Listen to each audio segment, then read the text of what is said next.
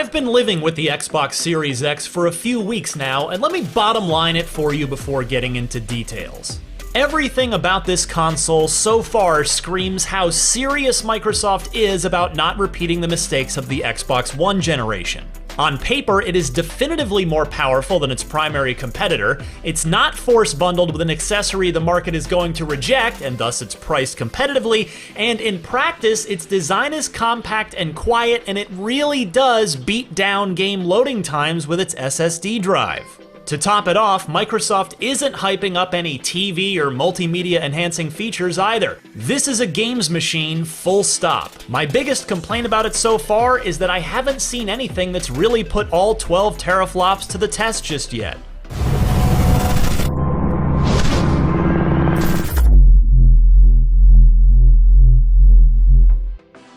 More specifically, I've played a total of 4 optimized for Series X games thus far, 2 old and 2 new. Upgrades to Gears 5 and Gears Tactics, the latter of which is new to console players, as well as new releases Dirt 5 and Yakuza Like a Dragon. Let's see. That's in addition to the handful of backward-compatible Xbox One and Xbox 360 games I threw at the machine during my first days with it. But for context, none of these are Xbox Series-only releases. All can be played on the Xbox One. That's a running theme with the entire Xbox Series launch lineup, but I'll get more into that in the proper Xbox Series X review closer to launch. Dirt and Yakuza I covered separately, but in summary, Yakuza has a few graphics mode options, though none of them will wow your friends.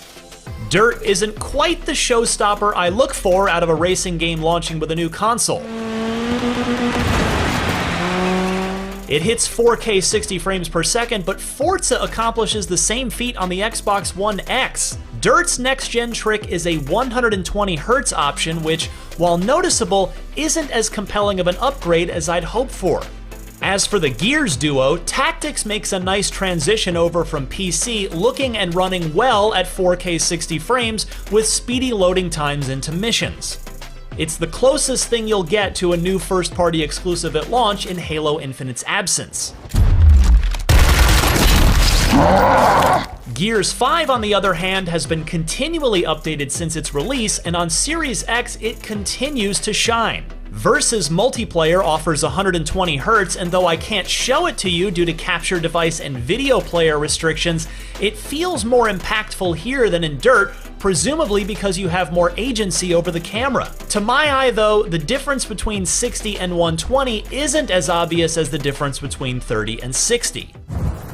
Meanwhile, the Xbox Series X interface is nearly identical to what's on Xbox One, albeit a bit quicker, snappier, and more animated. If you don't like the Xbox One's UI, this update is unlikely to win you over. Until you try Quick Resume, which is a game changer, a literal fast game changer. Quickly hopping back and forth between several games right where you left off is absolutely fantastic and a feature you're never going to want to be without again.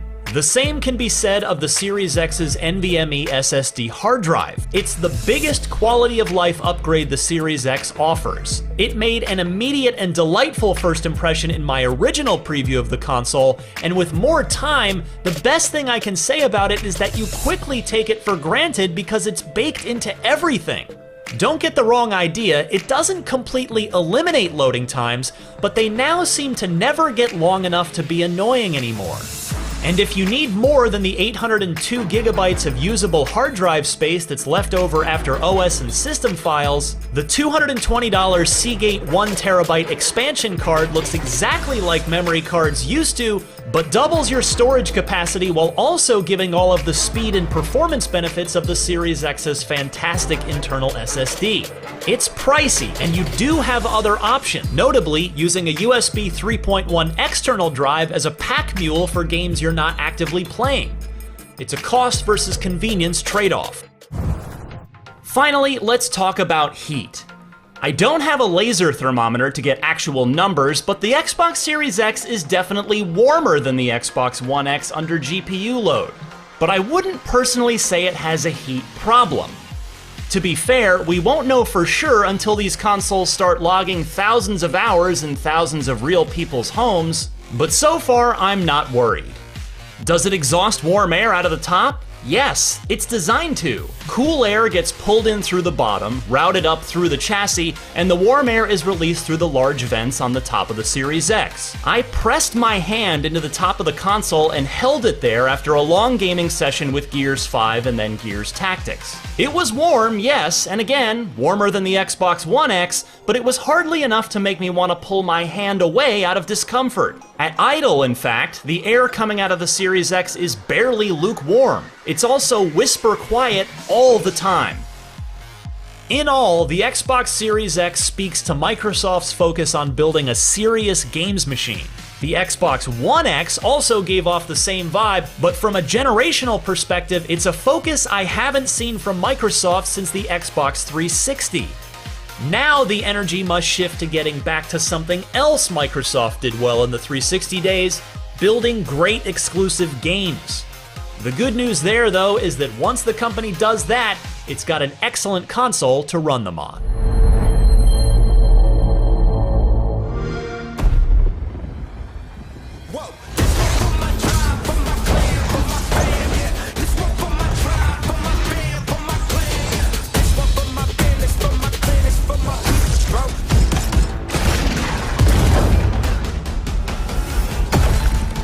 Now what? I told you, it's not gonna happen.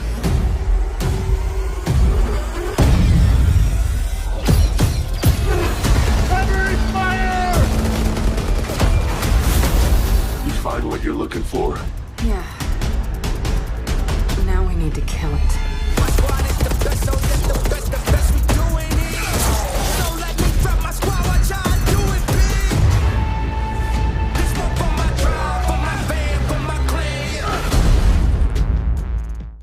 Ryan McCaffrey with IGN here, and today I want to share my first hands-on impressions of the Xbox Series X. This video will cover general impressions of the box itself and the controller, along with the performance of backwards compatible Xbox One and Xbox 360 games, as well as the quick resume feature that lets you quickly jump from one active game to another. I'll be covering new and Series X optimized games, as well as overall impressions of the Xbox Series X in future videos. First, a word on the console itself. It is hefty, but in a good way. When you hold it, it feels like a premium $500 thing, for whatever that's worth. When you turn it on, the box makes the same startup chime the Xbox One family of consoles does, and I'm a bit disappointed in that, honestly. I get the consistency, but I'd have liked a new sound. Anyway, while I'm speaking subjectively, I think the Series X also looks very nice in its vertical orientation. It looks bold and assertive in your entertainment center, with the concave, green-tinted vent perforations on the top adding a really nice visual appeal. I can't say the same when it's laying on its side, though. It looks more like a fireplace log that way. More importantly, this thing is quiet. It's almost inaudible when it's idle, and in Red Dead Redemption 2, for instance, it's still pretty quiet with the game running, much more so than the Xbox One X, which gets noticeably louder under full GPU load. We'll see how its acoustics are when I've got new games to put all 12 teraflops to use. It also boots up from an always-on state almost instantly and obviously faster than the Xbox One X. Cold Boot 2 is also a lot quicker than the One X, taking about 10 to 12 seconds compared to almost a minute for the Xbox One X.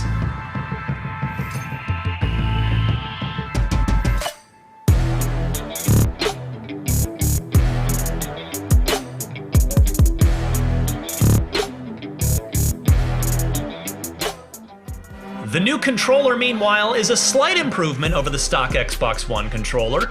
I like the new D-pad and the grip texture on the back handles and triggers, but it still pales in comparison to the Elite version 2 controller, which of course it should for how much the Elite costs. Thankfully, the Elite V2, just like every other Xbox One accessory that doesn't have the word Kinect in it, works just fine on the Series X. Let's talk about storage next. It's no secret that game installation sizes are only getting larger, and monthly ISP bandwidth caps are a concern for many gamers, So you'll need to use the Series X's 1TB wisely. To be clear, it's 802 gigabytes of usable space after OS and system files. When you plug in the very pricey $220 Seagate 1TB storage expansion that gives you all the benefits of the internal drive, it adds another 920 gigabytes of usable capacity. A more affordable alternative is to use a cheaper USB 3.1 external hard drive to store the next-gen games you're not playing and just shuttle them back and forth as you want them, sparing yourself the need to re-download them every single time. Besides, transferring between the Xbox Series X's NVMe SSD and a USB 3.1 external drive is pretty quick. Yes, you can play backwards compatible games off of an external drive, but you're going to want to run them from the internal SSD because the loading time advantages are significant. I ran tests with Red Dead Redemption 2,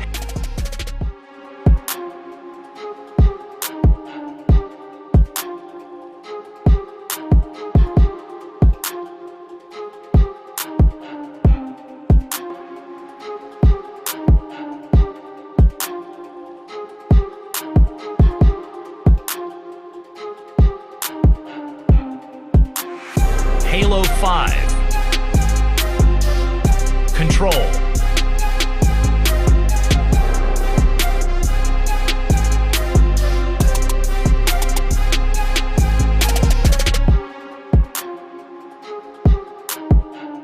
State of Decay 2, Grand Theft Auto 4, Fallout 4. The results varied from better to a lot better. Newer, more performance-intensive games like Red Dead 2 and Control saw the most benefit, but every test I ran yielded a noticeable advantage. Furthermore, I tried out Quick Resume, and Microsoft wasn't kidding around. It works. I like that they even put a little Quick Resume icon in the upper right corner of the screen to let you know that you won't have to wait for the entire game to load from scratch. But if you're watching this thinking, that's not that quick, allow me to show you an attempt to jump between this same group of games on the Xbox One.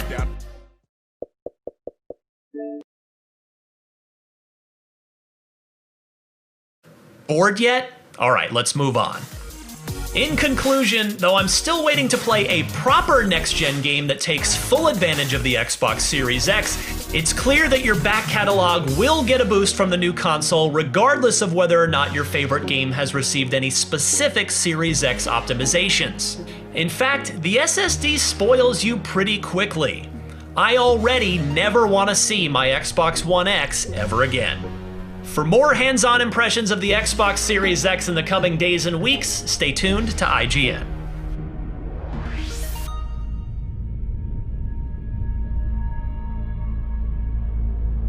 Let's suppose that you were able every night to dream any dream you wanted to dream. And that you could have the power within one night to dream 75 years of time.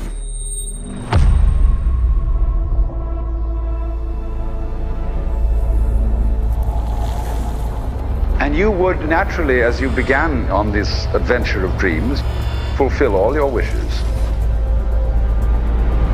But now let's have a surprise.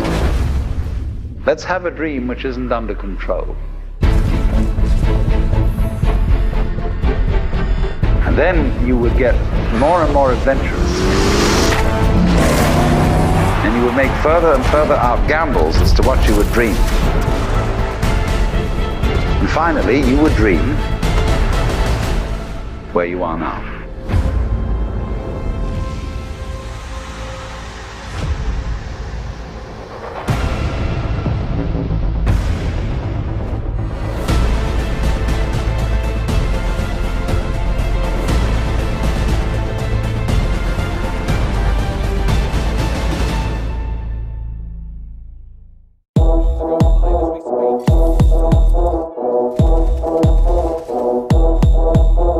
After decades of running over pedestrians in open-world action games without a second thought, it's a revelation to suddenly think of each one of them as a potential hero. Watch Dogs Legion's clever twist plays on that idea, like a hacker version of State of Decay, Every character you recruit has their own weapons, abilities, and traits. That lends it much more of a sandboxy feel than previous games, because any given character can make the same mission feel dramatically different. It can be rough and experimental in places, but I have to hand it to Ubisoft for being willing to take chances.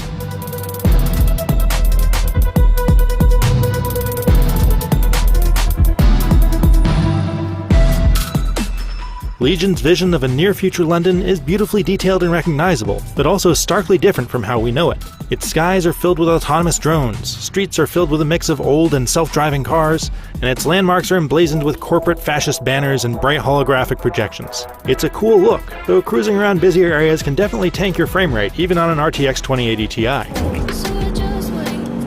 The protagonist isn't a single character, but the entirety of the DedSec hacker group that resists a techno-fascist police state that's taken over the London metropolitan area. There are some major political themes in play here, such as privatizing the police being a bad idea, and how giving up personal privacy for convenience and security is a good way to end up in a near-future dystopia. With the launch of Project Themis, London will be the first city in the world to be made truly safe.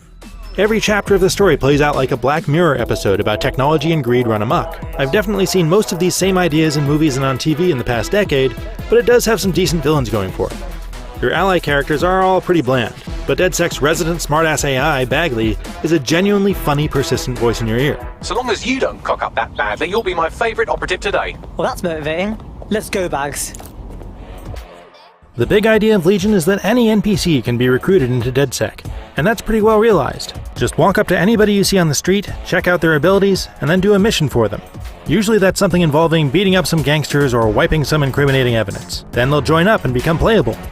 It feels a bit like hunting Uruks in Middle-earth Shadow of War, and finding a powerful character is like striking gold. There are enough personalities in the mix that I didn't see a lot of repetition in my single playthrough.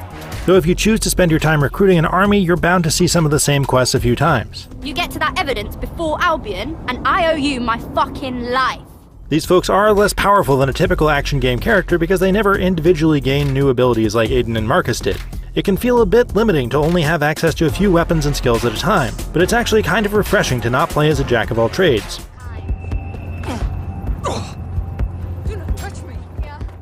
I did feel like I'd seen most of what Legion had to offer in the first third of the campaign, but finding new and unique people to play as refreshed it every once in a while. Just look at this weirdo street magician pimp. Sounds like you're up to some naughty business. The most interesting characters play substantially differently.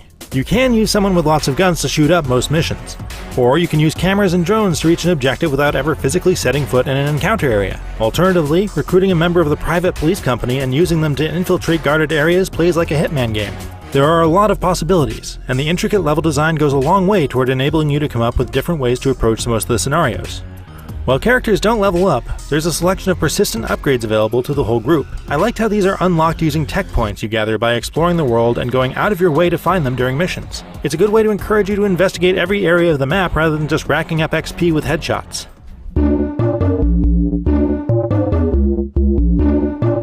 By default, getting taken down in a mission sends a character to the hospital or prison, and they're unavailable while they recover or do their time. But playing with permadeath enabled, the stakes feel much higher than in any GTA-style game I've ever played, because losing someone means they're straight up dead and you lose access to their skills permanently. Sure, some of them are easily replaceable, but the special characters are hard to come by. I've had some memorably close calls, plus a couple of losses I'd classify as some bullshit.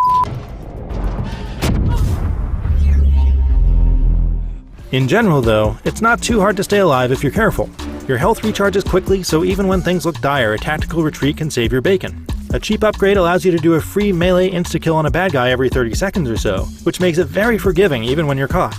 And thankfully, there's barely any fall damage. But even if you do lose some people, it's going to be fine. Getting more isn't hard, and you're frequently pointed toward new elite types to recruit.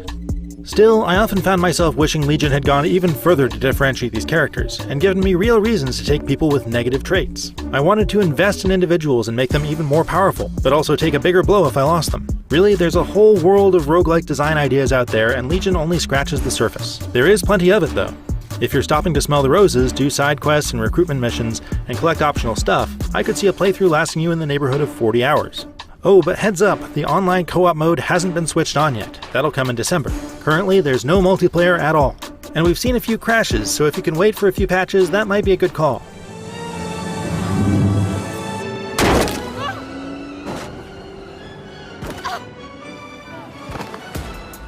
Watch Dogs Legion takes Ubisoft's open-world hacker game in an interesting new direction by letting you swap between the inhabitants of a near-future London almost at will. There's enough variety in the ways they play to make that a good trade-off for not having one traditionally progressing character. And playing with permadeath enabled ratchets up the tension of infiltrating heavily guarded areas. It's technically a little rough, but its more sandbox-style approach is a good idea that sets it even further apart from the GTA series. For more on Watch Dogs Legion, check out the first minutes of gameplay, then watch our tips for the 12 things to do first. And for everything else, stick with IGN.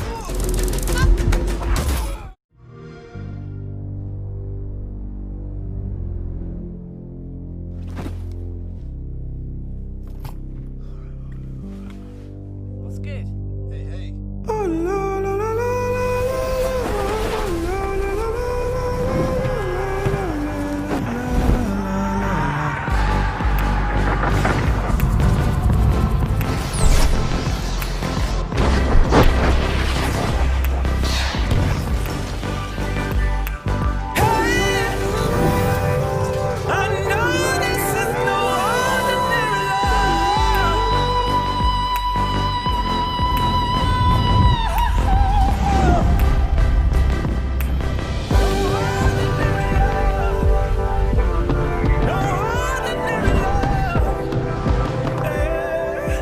Wherever shall we begin?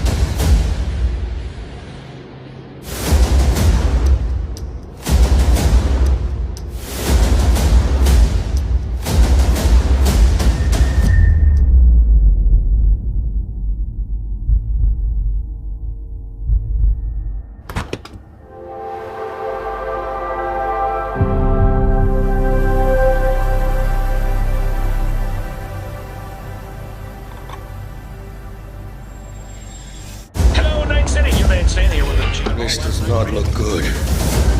Raven, shoot! No mercy! You must be on quite the journey. Where are we? I'm going to play it my way. The line between light and dark is so very thin. We need a fight. Get ready. London will be the first city in the world to be made truly safe. And he will take it in. They're gonna mess up my tomatoes! You will crush our enemies.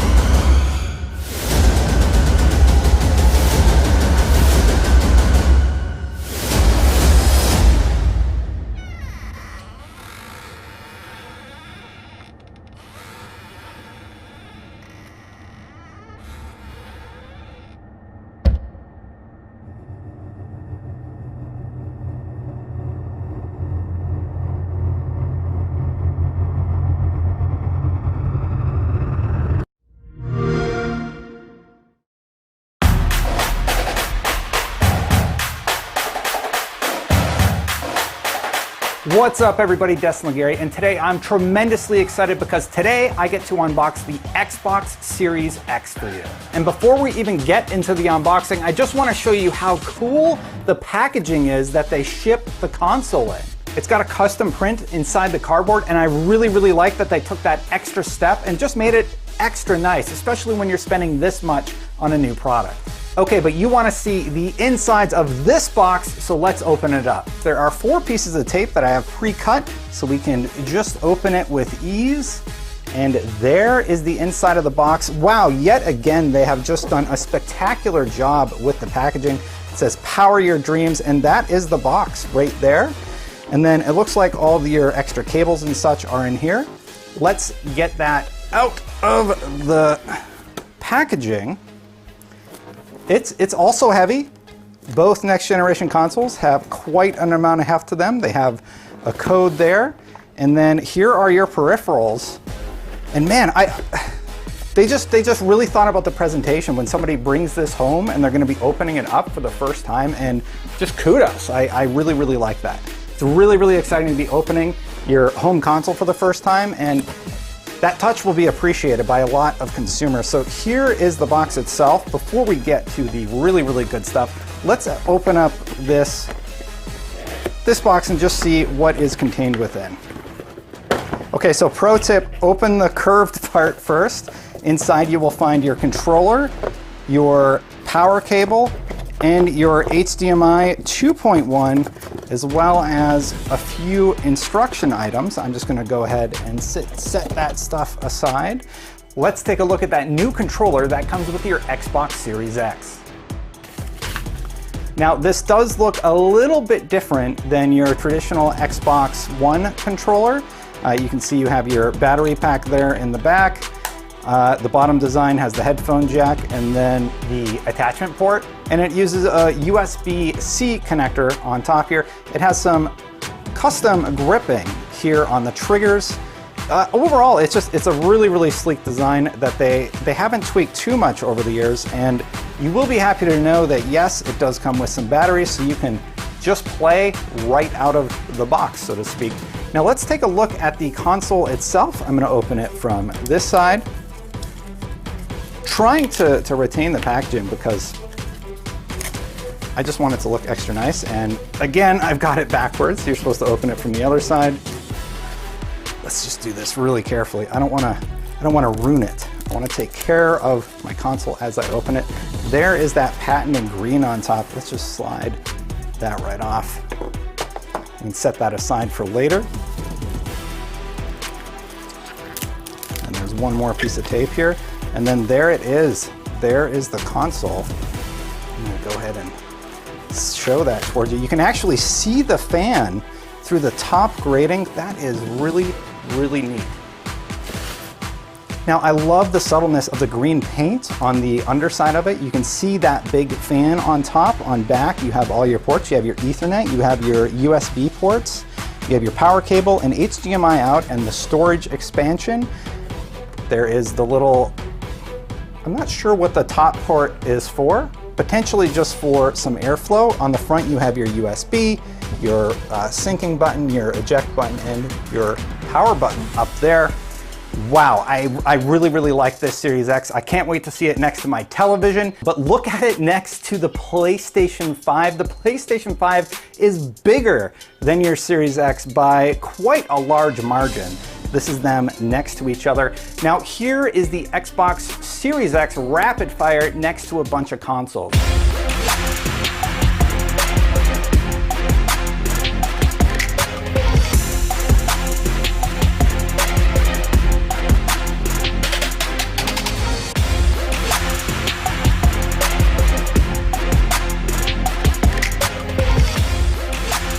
Wow. All right, what games are you guys gonna play first on your Xbox Series X? Let me know in the comments below. And for more on all things gaming, keep it right here at IGN.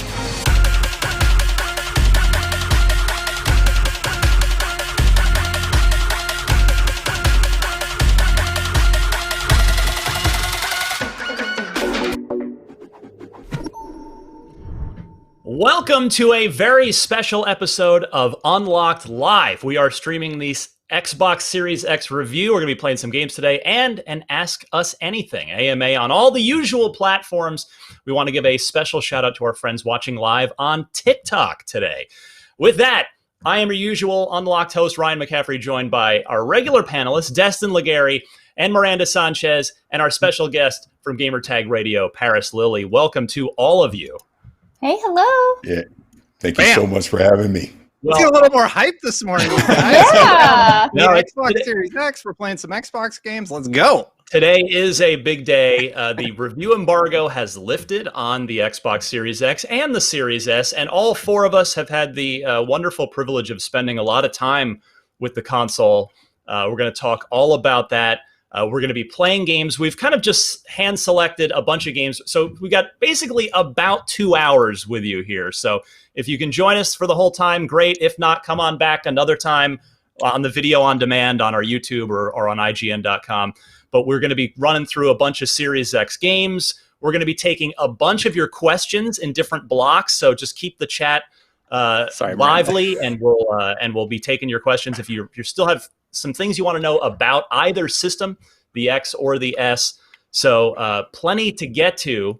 We actually want to get started here. So Destin, what game should we jump into first? Everything. Got Gears 5 booted up. I just did a pretty big performance analysis about this game, and wow, I'm really, really impressed with what the Coalition has been able to do here. And yeah, so we're hopping into Act 1, Part 2, so we're just past the intro. This is, we're broadcasting in 1080p, but this is 4K, and I've switched it down to 1080p, so my Xbox is currently playing at 4K 60, and this game is just really, really impressive on a technical level. I'm really, really just surprised that they're running the Ultra HD texture pack in Gears 5, and man, it runs so well on the Xbox Series X. I wasn't sure that the console would be able to handle this, but putting it side by side with the PC version, I'm really, really impressed with what they've been able to accomplish here. Miranda, you're a big Gears fan, the biggest Gears fan at the IGN office. What has been your impression of seeing this thing? I mean, it's been kind of Microsoft's been using it as basically the test bed. It's like, what can we do with this console with regard to our games that are already out? And what are your thoughts on Gears 5 running optimized on the Series X? I mean, Destin nailed it when he said it's just impressive how good this looks. Like, even playing on it on a regular HD TV, like none of like the nice 4K boosted. I mean, I'm just playing it at 60 frames, and it looks so good. Obviously, they made some optimization changes, or I say obviously, but if you read my article and interview with the Coalition, you'll know they made some optimization changes so that all of the cutscenes also run in 60 frames. So if you are just playing at 60 frames, it is consistent throughout. And I think there are just those touches that make it look so, so good. And again, like, this game was already so visually impressive before, and it looks fantastic. I've been doing a lot of like guide work on the background for the Series X, and so it's really cool being able to see the difference between 60 frames and 120. So I have two different places to test both, and being able to double check on what it's running on is really good too. So it's great. Right now, Dustin and I are actually going to be playing together because I invaded his game. I had to boot you because it was like not playing nice together. So sorry, Miranda. Oh no, I'm in. Paris, speaking of multiplayer though, Paris, I know, yeah, you've been keen on the higher than 60 frames per second option. Yeah. There, you can play 120 in versus multiplayer here. Yeah, absolutely. I recently got a television that does HDMI 2.1, so I was able to put this to the test and be able to play Gears 5 at 120 frames. And at first I'm like, I'm not seeing it, but then I've always played Gears on PC, so going back and playing it on the PC version at 60 frames, but then hopping back to the Series X at 120, it's like it's so good. It's so buttery smooth. So I really think when they've been talking about higher frames and the importance of it, Gears 5 early on is going to be a showcase for them. Yeah, and one of the things I just want to point this out really quick. So this isn't like a cutscene that's pre-baked. These are all happening in real time. Yeah, they're utilizing the Unreal engine here. Yeah. Which is just really, really cool to sort of see what they've been able to achieve here on a technical level within the cutscenes. So yeah, I just wanted to point that out in case anyone's like, hey, why are you playing a cutscene? I think also too, it's worth noting that there are a lot of changes to the campaign, not necessarily in the content, but there are ways that you can sort of change your experience with the campaign with your New Game Plus, which is really cool. And that was something I was really interested in when I first hopped in, because I didn't realize that New Game Plus actually gave you a lot of very technical options as far as like how you regenerate health. Can you only do it behind cover? Is it normal? Do you have to be doing damage to regenerate your health? There's like a lot of really cool things like that I appreciate that are going to make the experience, I think, a little bit more difficult if you've already played through the campaign. And I also, of course, love the Batista mode for the campaign. Yep. I'm going to it right now. You're right. Yeah. Exactly. Explain this. Yeah, so New Game Plus is new to all versions of Gear 5. So whether you're playing on Xbox Series X or Xbox One, you can get to this. And so these New Game Plus settings allow you to carry over all your jack upgrades.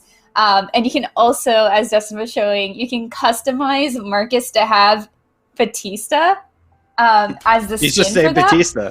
And a voiceover. Yeah, it's completely just replacing Marcus with Batista. So now Marcus Phoenix is Batista, but they're the same person here. So it's just really cool to see that delivery. Yeah, so you can see him be excited about tomatoes instead. So it's pretty cool to be able to see that, right? And I think that's just such a nice way to, I guess, reward players who have already played through the Gears 5 campaign in new ways. So it's like, hey, you've played through this already, but we want you to come back because they have all these optimizations and it just looks so gorgeous. And there are ways to make that re-entry, I think, a little bit more exciting than just going back and a visual upgrade. Like, there's just fun stuff you can do to make a new challenge. Now, Paris, you were talking about, you just picked up a new TV. It's important, I think, to point out that not every 4K TV is going to be able to do the 120 frames per second.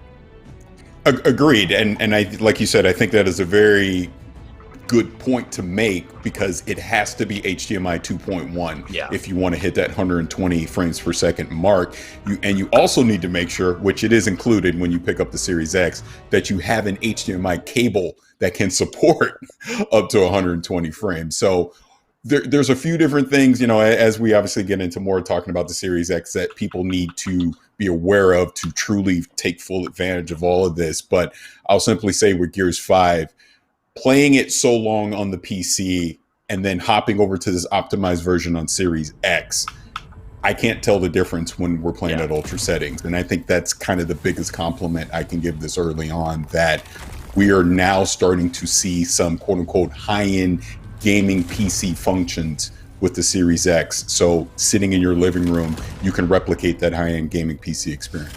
Real quick, I want to call out, Chat's talking about the loading screen issue we just encountered. That was a networking issue between Miranda and I. So I've put out the game. I've reloaded the game. She hopped in like when I was going in to load it, and it caused like an issue. So you actually get the opportunity to see it booting up. So in real time, we're back in the game. I'll sign in from scratch, and you guys can actually see loading times without any sort of networking issue impacting it. Just giving some context there about what was going on. Yeah, and I was invaded. I want to make one more quick point on the HDMI 2.1 cable as well. I found, so everybody's setup is different. Now you can kind of see a little bit of mine behind me. I'm just in a little tiny square at the moment, but the 6-foot cable that was included was not quite enough for me. I ended up ordering a 10-foot cable, which ended up being plenty. So just bear that in mind. You got to make sure, use the cable included, but if you need a longer one, just make sure you're ordering an HDMI 2.1 compliant cable for connecting to a 4K 120 hertz capable HDMI 2.1 TV. It's something that's, you could, like when I first got the preview unit of the Series X, I thought, okay, well, I could just hook up, you've already got everything wired. Like, I'll just remove the Xbox One X and put in the Series X. Like, nope, got to swap the cable so you can get the full benefits. Previously, I'm geared. All right, so we're going to be going back in here. So I hopped in. It's going. No networking issues. Just a show there. Yeah. Sorry. Chat was I just apologize, like, my lol, fault. infinite loading. And I'm just like, okay, no, that's not what's going on. Yeah, also the game did not crash. We forced it out. I just Yeah. forced quit it, and all Yeah. people forced quit. So I would not be in the party. So we'll jump in couple more minutes of this, and then we'll move on, because actually we're collecting. Want to get those questions in chat? We'll address some of those here in just a minute, but want to show off a little bit of Gears. And then I guess the other housekeeping note is, if you're wondering, well, why are you live streaming in 1080p? It's purely bandwidth.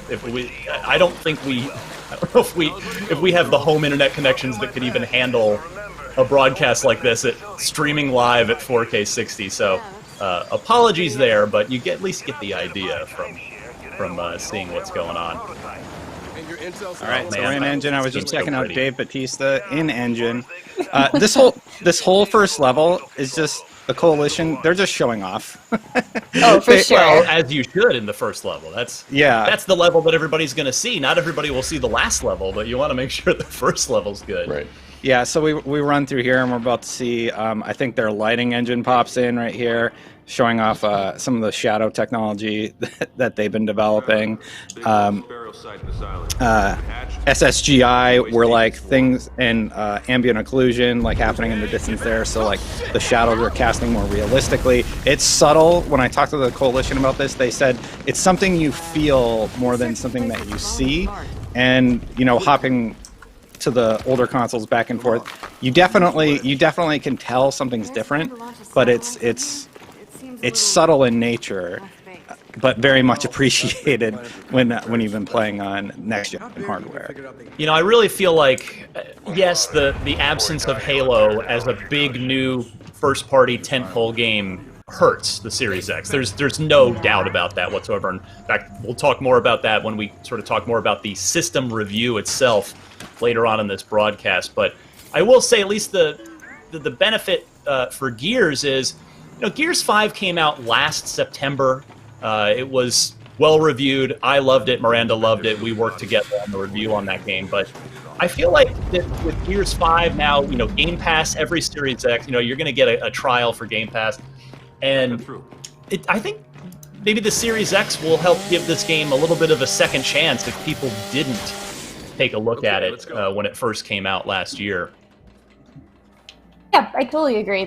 There's so many ways to hop into Gears. I think even if you've never played a Gears before, they've really made Gears 5 a spot where you can jump in. Obviously, you're going to benefit from, or I guess enjoy the story more if you played previous Gears games. But I appreciate that they've always tried to make it something where you can just hop in no matter how long you've been with the series.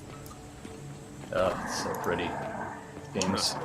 Well, and this game's Unreal Engine 4. I mean, you look at this, and Unreal Engine 5 is on the way. It's only going to look so much better than this. We already know, as far as Xbox goes, Hellblade 2 is going to use Unreal Engine 5. I mean, it's not confirmed and announced, but I think it's fair to assume that Gears 6 is A, in development, and B, is going to be an Unreal Engine 5 game, because it's probably still a couple of years out. So, because the Gears series has always been Unreal Engine, obviously, given its roots, and it's stayed that way here with 4 and 5 when Microsoft are taking it over. So it's always been a benchmark title from a visual perspective, and I expect that to continue as the series moves forward. I'm actually really excited to see what they do with the Hivebusters DLC that's coming out in December. So they said that was the first time they really got to develop for the Series X. So even though obviously it's still building off of Gears 5, they've done so much work graphically to get this up to speed for the Series X.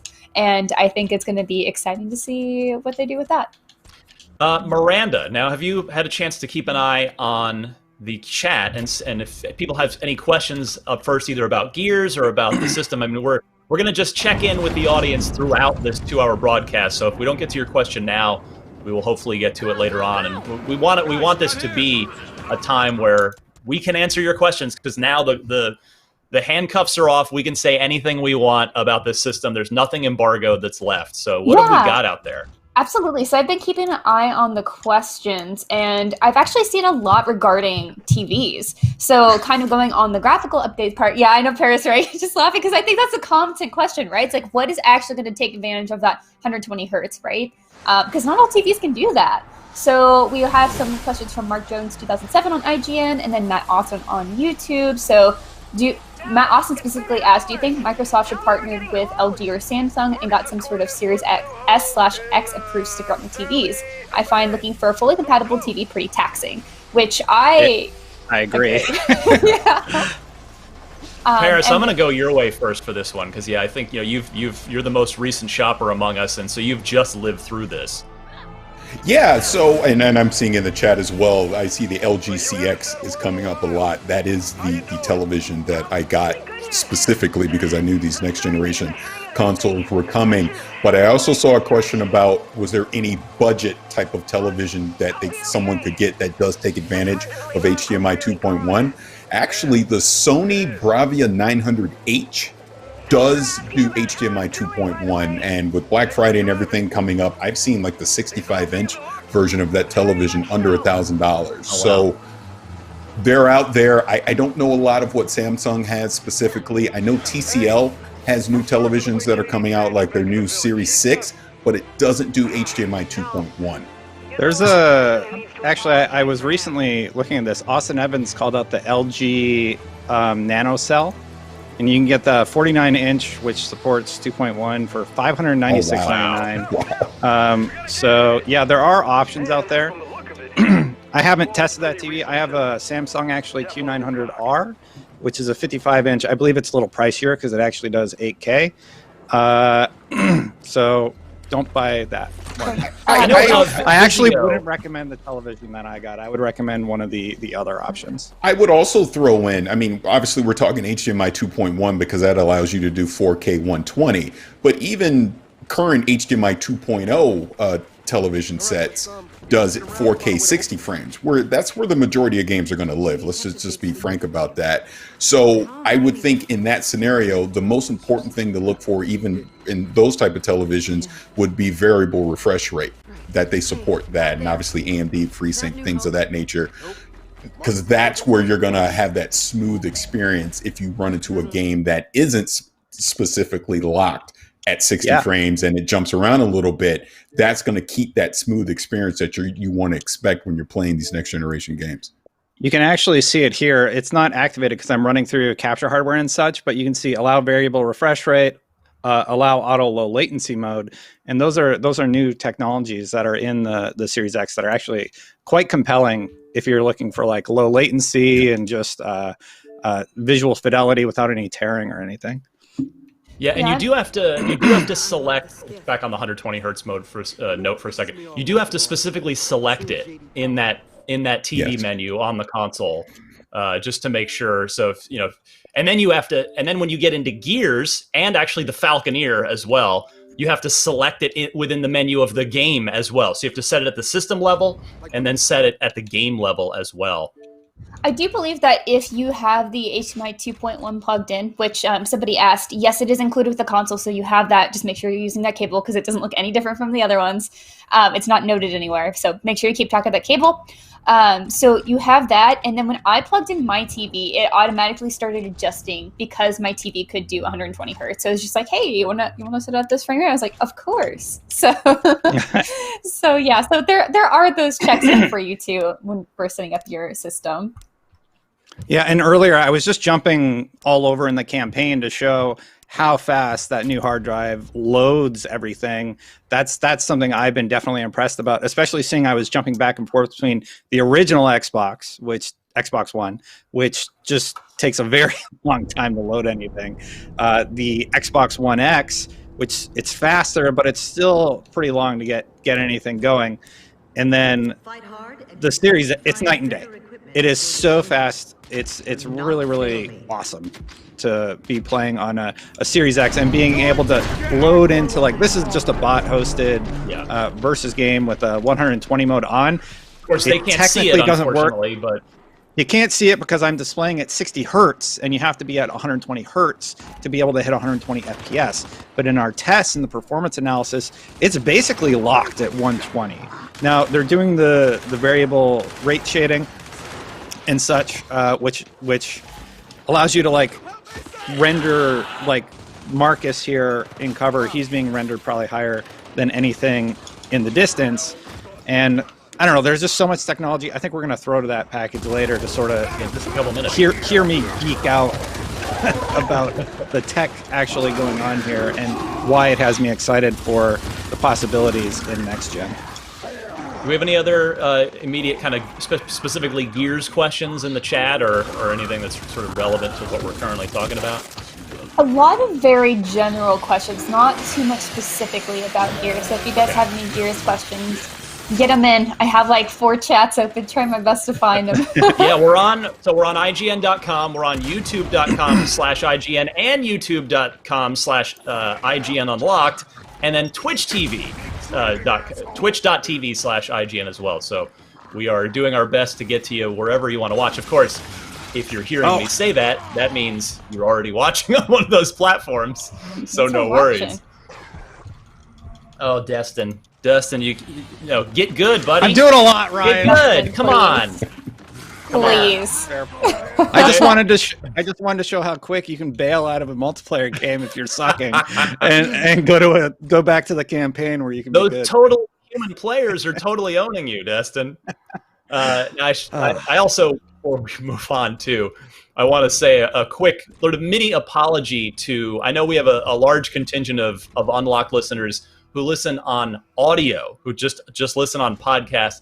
This is obviously a very, very video-centric episode because we are playing Series X games.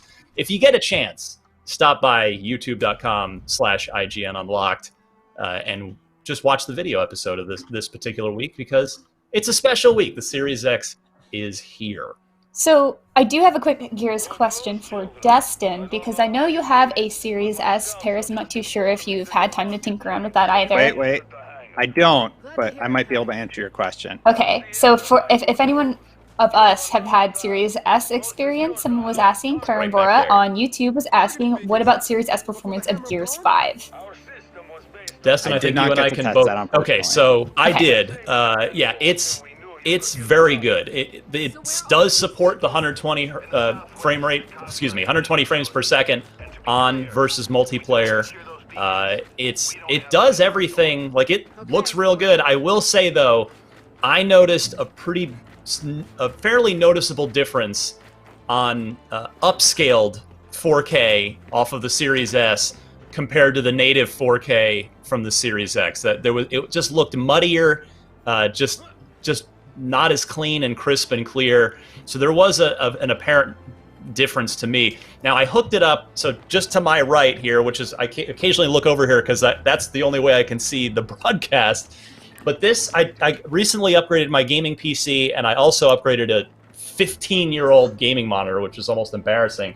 So I have a nice brand new, I went with a 1440p 144 hertz monitor, and connected to this 1440p monitor, it was just running the Series S in its native resolution. It looked really nice. I actually thought it looked better running here in its native 1440p than it did running upscaled 4K on the LG B9 behind me. So for now, it's Gears does very well on a Series S, but I did see the occasional just little dips and hitches in the frame rates in both the 120 hertz mode and 60 frames per second mode. So we're going to talk more about the Series S later, but it is definitely a very interesting console, and it does run Gears 5 in both image quality overall and performance very, very well.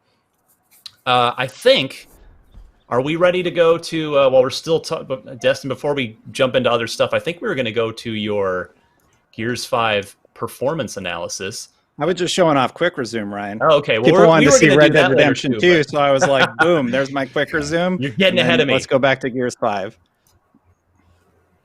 All right, so Destin, yes, let's make you the star of the show here, which I know you love. All right. No, you did a great job. You did a performance analysis piece. You got some fancy new testing equipment. I'm very eager to see this. Actually, for me, it's for the first time because I've been so busy with the reviews, I haven't had a chance to screen this yet. But quick, set this up for us, Destin, real quick.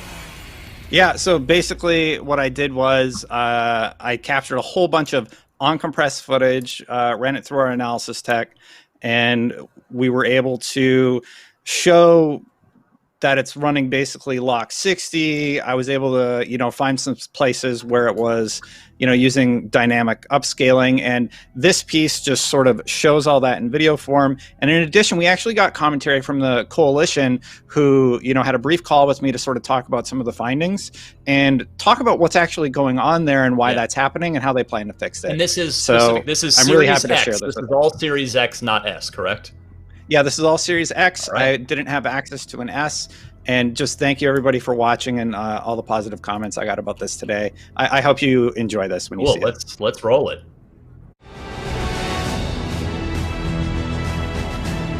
The technical updates promised for enhanced Gears 5 on Series X include a PC Ultra visual feature set, PC Ultra HD textures, 4K 60 frames per second, including during cinematics on the Series X, 120 frames per second in versus multiplayer, and a plethora of other visual improvements. I'm left wondering what's more impressive.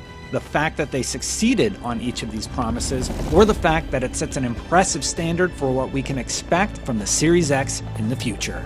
This is our performance analysis of Gears 5 on the Xbox Series X. Welcome back, kids.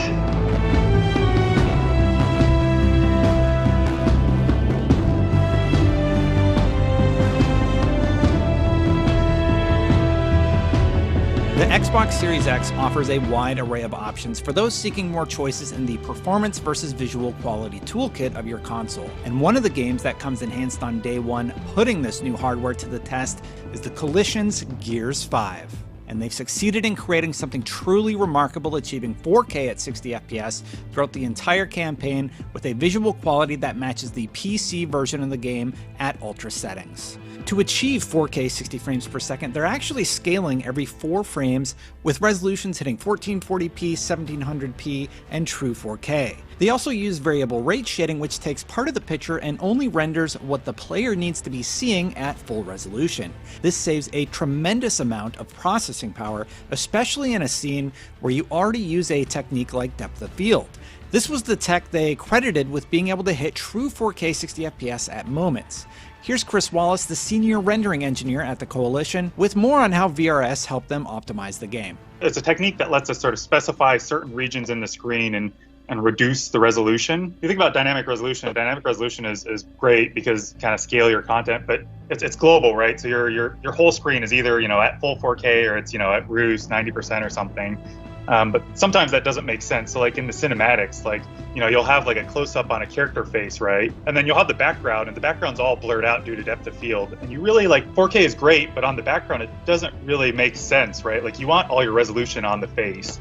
And so VRS is sort of this really cool new hardware in Xbox Series X and S that lets us kind of target that resolution. In general, like in the cinematics, where we always have depth of field, that in general we saw around a 10% dynamic res boost. So that was really great. And in some cinematics, it actually makes the difference between 90% dynamic res to running at full 4K. With cutscenes rendered in real time using the Unreal Engine, they achieve 4K 60 frames per second during these in-engine moments, like this sequence, which they admitted was incredibly taxing to develop during their 2019 GDC presentation.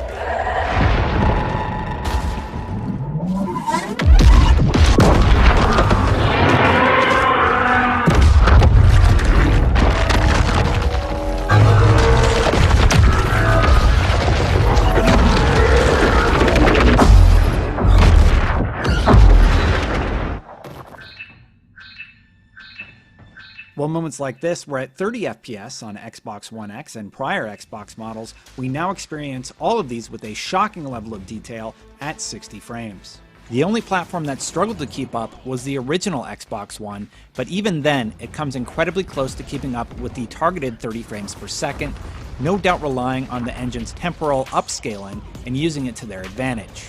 Temporal upscaling allows it to change the resolution on all platforms so that it can keep that 60 frames per second and occasionally upscale from a resolution like 1440p. So, with upscaling, fast forward a few console generations and the Xbox Series X handles all of this at 4K 60 with ease, adjusting as needed in the background.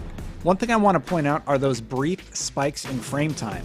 Here's what the Collision's Colin Penty had to say about that. It's basically, yeah, it's a double frame on camera cuts in cinematics. We basically hard-coded it to be a single 33 milliseconds kind of cut between camera cuts on Xbox One X and Xbox One. We didn't really notice on Series X as a result of the 60 frames per second that we still had this hard-coded 33 millisecond cut. Why do we have this sort of hard-coded cut?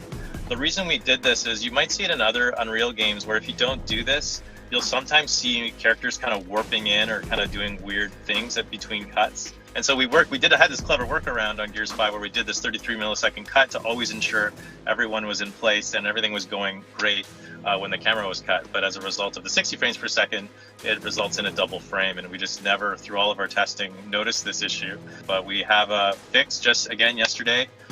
We have a fix now that we are working on for this that we are very confident will work. And so again, it's no limitation of the Series X. It's just sort of a oversight that we are resolved right away. Even more surprising is the push to 120 frames per second in Versus. There currently isn't a device that can capture at 4K 120, so here's a look at our 1080p 120 frames per second on compressed capture, and the results are still surprising. On the left, you see 120 frames per second slowed down to 10% on the Xbox Series X, and on the right, you see the Series X at 4K 60 frames per second. The fact that an engine with this level of detail can achieve anything near to a locked 120 frames per second is nothing short of astounding, and in my mind, that means we're in for some pretty incredible experiences in the years to come on the Series X. If the Initiative or any other companies aligning with the Xbox platform take advantage of the tools and methodology showcased by the Collision to achieve this feat, we're all in for something special. The additional frame rate isn't just for show. This also drastically reduces the input latency you'll experience with Gears 5, putting it down 57% in multiplayer versus over the Xbox One X, according to the Collision. To give you some context, I recently did some latency analysis of Call of Duty Warzone on the PC, and this puts Gears 5 on the Series X in the same range as Warzone with optimized PC settings at 1080p on a 360Hz monitor. That's no small feat for the console. The one area the game did have a noticeable dip below 60 frames per second was in the open space sections with the skiff. You can see the spikes to 33 millisecond frame time during these portions, causing a dip to around 58 frames per second on Series X. The effect is even more drastic on the Xbox One X, as the game would dip below 60 frames per second and struggle to get back to that locked frame rate. Comparatively, the Xbox Series X handles these stutters with ease. Here's what the Collision had to say about these. The one where you're in the overworlds on the skiff and you're seeing those slight dips to like 59, 58 frames per second, that's not because the CPU or the GPU is overwhelmed. It's basically because we are streaming at those times, and we've done a lot to try to reduce latency on Series X. There was a little bit of a side effect with the way streaming hits the CPU for just a frame or two there, and so that basically causes just a slight blip. And it's mainly visible in the overworlds when you're in the skiff because you're traveling so quickly, it's streaming a lot. So when you're in the linear missions, it's quite hard to see that issue. But in the overworlds, because you're going so quickly on the skiff, that's when you get these slight hitches. So we are working on a fix right now. Just had a meeting with the guys yesterday. We're feeling really confident about it. So let's just talk about the overall visual fidelity. They're targeting PC at Ultra. So before I spoil it for you, can you tell me which of these is the PC at Ultra settings? And while you're looking at that, remember all these cutscenes were created in-engine to remove loading screens to create a seamless experience. So all this is rendered in real time on each platform. Well, if you said the one on the right, you were correct. But let's try another. How about this next scene with Dell? Well, this time I swapped them so PC is on the left. Okay, now let's dive in a bit and point out a few areas where the Series X is flexing on this one. We already have the new shading model in effect from the Coalition here, but the armor is where the Xbox Series X is looking almost a tad better than the PC at Ultra settings. And here it is again next to the PC with the Ultra HD texture pack. The fact that the PC running this is a 3700X AMD CPU with an NVIDIA 3090 gives it the edge, but a console at a fraction of the cost of just those two components in my build, achieving visuals at this level blows me away. Come on, time to hook in for the drop.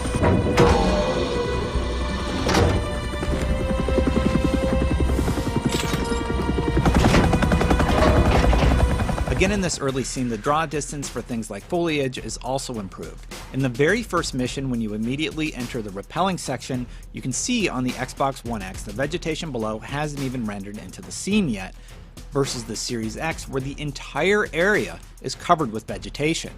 This clearly reveals one of the first sacrifices that you can clearly identify on the previous generation of hardware and how the Series X has been used to take things to a new level. If you look at the same scene on an original Xbox One, then go to the X, you get some draw distance back because of the higher resolution. Now looking at the Series X, the scene dramatically transforms versus the One X, not only because of the plants, but also the screen space global illumination, giving the entire scene a more realistic lighting. On that note, the final two items they discussed were contact shadows and screen space global illumination, two additional subtle touches that add that extra layer of polish. Contact shadows are seen when a light source hits, say, a piece of wood or books, and previously that would fail to cast anything. On the Series X, each item that would have a piece of 3D geometry pops out of the environment and has a much more realistic look in the world. The most impressive tech is likely the screen space global illumination, which works in conjunction with methods like contact shadows to create additional lighting elements that look more natural. Objects within a player's view will be lit dynamically as opposed to with a static preset methodology in the engine. It does a tremendous amount to further sell each scene. And of course, there was one more enhancement I can't forget about. Dave Bautista. It's Foz, right? Yeah, yes, sir. Shut the up, Foz. I love you, Bautista, but for that line, I've got to give the edge to DiMaggio. In all seriousness, Gears 5 sets an impressive standard for visual quality, use of the Unreal Engine tech, and it's all locked behind ultra settings at 60 frames per second. If this is what the Series X can do on launch day, I can't wait to see what's in store as more is released from Microsoft Studios. This is my first performance analysis video for IGN, and I hope that you liked it. I've heard you loud and clear about wanting to see better comparisons and capture on IGN, so I've spent a lot of time developing this process. It's not easy, and of course, on a personal note, Digital Foundry is just a big inspiration for me to be better at this. They've set the standard that I'll keep trying to meet and improve upon with these pieces. But what did you think about this new feature on IGN? I want to know, so tell me in the comments below. This was a week of my life and I learned so much, so I have to honestly just thank you for watching. And thank you to the Coalition for the additional context. Stay tuned for our next performance analysis, all about your friendly neighborhood, you know who. It's Foz, right? Yeah, yes, sir. Shut the up, Foz. Yep, sir. Destin, good stuff, my friend. That you got some new toys to play with. That's a really cool performance analysis right there. Nicely done. Thank you, thank you. A lot of people calling out. I want to see Watch Dogs Legion. Can't do that one yet, unfortunately. I'm excited to on launch day, though. Yeah, it is getting its next gen optimization, its Series X optimization on launch day. So that is when we will be able to play it on the Series X. All right, Q&A time. We've had, we're 30 or so minutes into this. We've shown a couple of things. We've got plenty more to get to. We're going to show what is arguably the closest thing to a new first-party exclusive coming up next with Gears Tactics. But in the meantime, Miranda, how's the chat looking? What questions do we have out there? Yeah, so we've had a lot of questions about the actual system itself, which is good because we have some answers for you guys. So Aaron G1 was asking, are the console settings the same as the Xbox One X? Kind of. Yeah, there's more options. Oh yeah, absolutely. I think that was actually, I've been digging in those all the past few days just because I'm doing guide stuff, and it is cool to see how many different options there are. But I think William does a great job of kind of expanding on that and asks what systems and features are missing that you would like to have seen from the new consoles. It's a good question. Paris, any thoughts on that one? Yeah, that is a great question, because I feel like they've done such a great job of making it feel almost plug and play coming from Xbox One into the Series X. So I honestly, there isn't anything missing that I'm like, oh, I wish they had this here that was a part of the Xbox One generation. So yeah, nothing for me. There is one thing I want that I have repeatedly said to Phil Spencer. In fact, recently on Twitter, this came up from someone else, and then I've jumped in on the conversation. I am one of the cursed children that plays inverted. And the 360, if there are any other inverted players out there, they know exactly what I'm going to say right now. The 360 had a system-level option to invert the look for everything. But not literally every menu, because the Xbox One added that at some point where you could just literally invert the y-axis for everything, including menus. So it's even on a system menu, if you pressed up, it went down. That's not what I was looking for.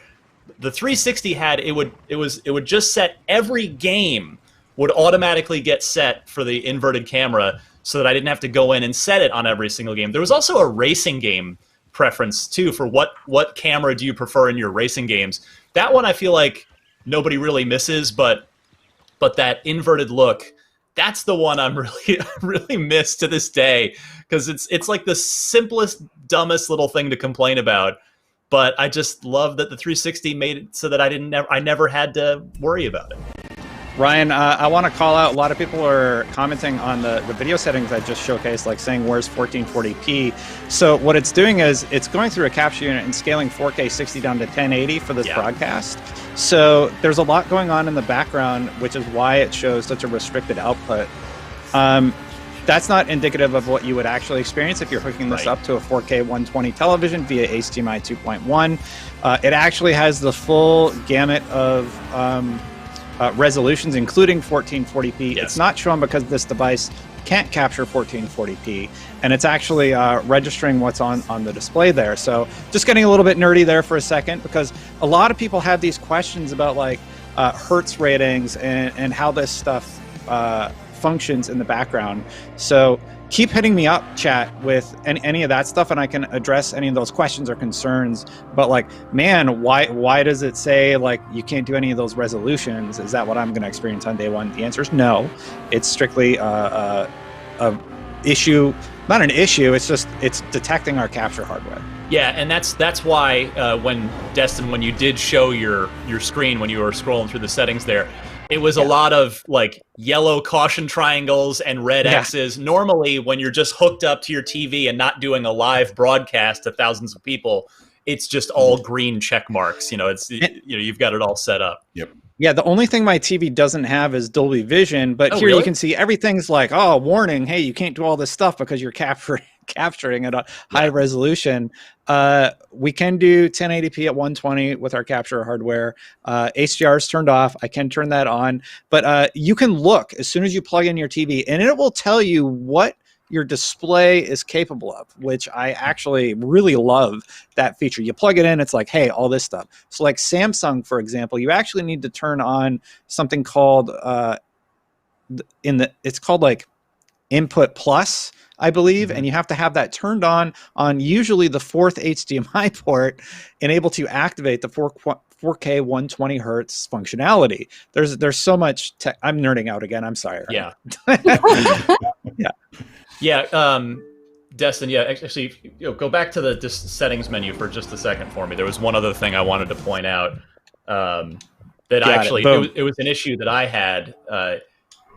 Under device control, so the Series X doesn't have an IR blaster. You got to check that box if you want your console to turn your TV on and off. You got to make sure, because it can do it just like the Xbox One could, but you have to go through a slightly different path to get there. I love this. and the fact that you can set what you want it to do specifically is a really, really nice change. Real quick, to answer a question in chat, do you need HDMI 2.1 for 4K 120 FPS? Yes, and the Xbox Series X has one included. Yeah, I feel like we've said that so many does the times, Series and S. we'll keep saying it. Yeah. It's short, so maybe get a So longer yeah, keep that Forza rolling, Destin. Let's see some pretty video games, because the big thing here is 4K 60. So there was a 60 frame per second mode on the One X for Horizon, which of course has traditionally been a 30 frame per second game compared to Motorsport, which has always been 60 frames, because of course Horizon is massive open world. But you get the best of all worlds on the Series X with Forza Horizon. It is much better looking than Destin is, as far than Destin drives. It's that's trying you're my on best, the spot, man. my friend. You gotta call me out like that, Ryan. You're on the spot. I'd be doing just as bad under the pressure of thousands of people watching. But I think Ryan, one thing that you just mentioned there that we should definitely point out is you have to see these games in person to understand how important 60 frames, 120 frames, obviously the 4K resolution is to the experience, because watching this over stream, you're just simply not going to see it. But in person, even a game like Forza Horizon, which is playing right now, I mean, it just looks fantastic. Mm-hmm. Yeah, I'm glad you brought that up, actually, Paris, because I want to go around the panel here to everybody, because my opinion, which is the opinion in our review, but I felt like, so, and Horizon, I'm glad we're talking about this in the context of Horizon, because it's the perfect example. So for me, obvious major difference going from 30 frames per second to 60 frames per second. I want to hear from everybody here, starting with Paris. How do you feel about the jump from 60 to 120? Because I felt like it's nice, don't get me wrong, but I felt like it wasn't nearly as noticeable. And I'm not like criticizing the option. Of course, it's great that the console can do it, but I feel like I'm gonna, in most cases, choose 4K 60 versus, 1800p or 1440p. There is a trade-off for the games that I've seen so far that do the full 120. So starting with Paris, how do you feel about 60 to 120? I think from a visual standpoint, you're not going to notice as much. I think it's going to be way more important in multiplayer games. So when we get to the Halo Infinites, Call of Duties, things like that, that could potentially take advantage of 120 frames per second mode. It's that millisecond quicker response to something that's going to matter in a multiplayer game, where I think the 120 is going to start to kick in and people are really going to see the benefit of it. I will say again, going back to Gears 5, I didn't notice it at first just playing it. Like, oh, okay, I'm used to this. But when I went back and played 60 frames on PC, and then I hopped back over to 120, I was like, oh, wait.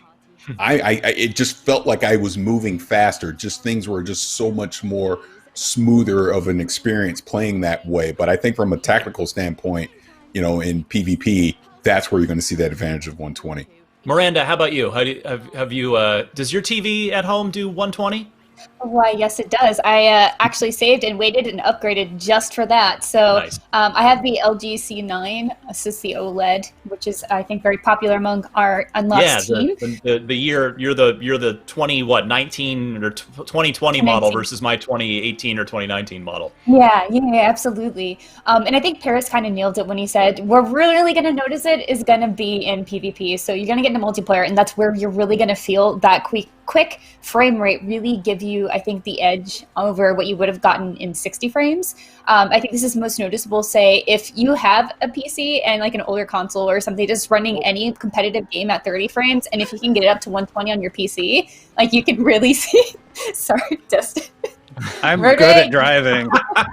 Go to the in-car view, Destin. Change the camera. Let's see. Let's get in that. I love the in-car view in Forza. Should be RB, yeah, right? Definitely feel the difference. difference. Now you're going into photo mode. I hit the wrong thing. I actually don't change my perspective very often. Yeah. How do you do it, Ryan? I believe it's RB. Got it. Well, now I'm rewinding. So. I feel bad because I like Forza, but also I love destruction and playing my car games. I just total my cars all the time, and I feel so bad. But it's like, I don't know. There's just something so appealing about car games and destroying things. I can't put my finger on what it is, but it's maybe because of the games that I played. Yeah, jumping through all the views here. My car's a little smashed up because I've been running into walls. So sort of a silly reason for that. I'm just trying to throw more geometry at the engine. Yeah. to see if it chugs or what it does, and that's why I'm like running into everything and driving Sure extra it poorly. is. Sure, buddy. It's fun for me as a nerd who's into like frame rate and engine stuff. Just to see, okay, if I just smash into this and throw some extra geometry at the engine, can it handle it? Is it dipping? Am I noticing any performance hitches or any things like that? Destiny, especially these cobblestones. Is there any way you can get rid of that alert at the top of the screen there? I don't know what's going on with... I don't know why. Yeah, I'm not sure what's doing. Horizon Solo. There you go. Should get rid of that. 3, 2, 1, 0. Yeah, we determined I was having networking issues earlier in the stream. Maybe it's because I'm broadcasting. Maybe. I don't know. You know, it goes to a point that both Paris and Destin were making earlier. Like Horizon's a good example of just like Gears 5 effectively runs at ultra PC settings on the Series X. So does Horizon. Like Horizon's been 60 frames per second for the last couple of iterations on PC, but now it's on the console, and that is just really, really special to see. Do we have any other questions that we can go through here, Miranda, before we move on to our next topic? Yes, we have so many questions. So Zach asks, does quick resume work if the console is off and if you turn it on? Yes. Yes, There's actually a news story on that on IGN today. And I believe Major Nelson had tweeted video evidence of this, like right after the one of the first reveals. But yeah, you can actually unplug the system. Like it can be completely powered off and then come back, turn back on, and quick resume still works. So that's pretty cool to see. Some more quick questions we have. Hector wants to know if the Series X has Xbox or Game Share My Home Xbox, like last gen, to share games with one of your family members. Yes, it does. So you can actually make sure that it is your home Xbox. You can do that up to 5 times a year to change between Xboxes. So that is definitely something you can do. And I have a guide for that, along with many others in our Xbox Series X wiki. Maybe I sit up all night working on them. Who knows? Hope you check it out. Yeah, I think, I mean, anybody can correct me if I'm wrong, if I'm missing something, but I believe the only things that aren't coming over from the Xbox One generation are Kinect compatibility and the optical port, for which is a bummer for me because I use Astro A40s for years, wired in with the optical port. So I've got another solution that I need to sort out. But yeah, everything else that's there on the Xbox One has come over as far as system levels, features, and support. Yeah, that's about what I've seen. And there are voice commands that you can still do, but you have to set up a digital assistant. So far Alexa, I saw right? Alexa or Google is what I saw from the list, but I'm assuming you can do more. And so if you still want to do like the Xbox On sort of command, you can do that. It's just a little different this time around. But I'm kind of bummed they didn't add different sort of integration for that to make it a little bit more intuitive just to the Xbox Series X, because that is actually something I used a lot. I used a ton of voice commands, so the fact that I have to do another step to set it up is a little bit of a bummer, but it's fine.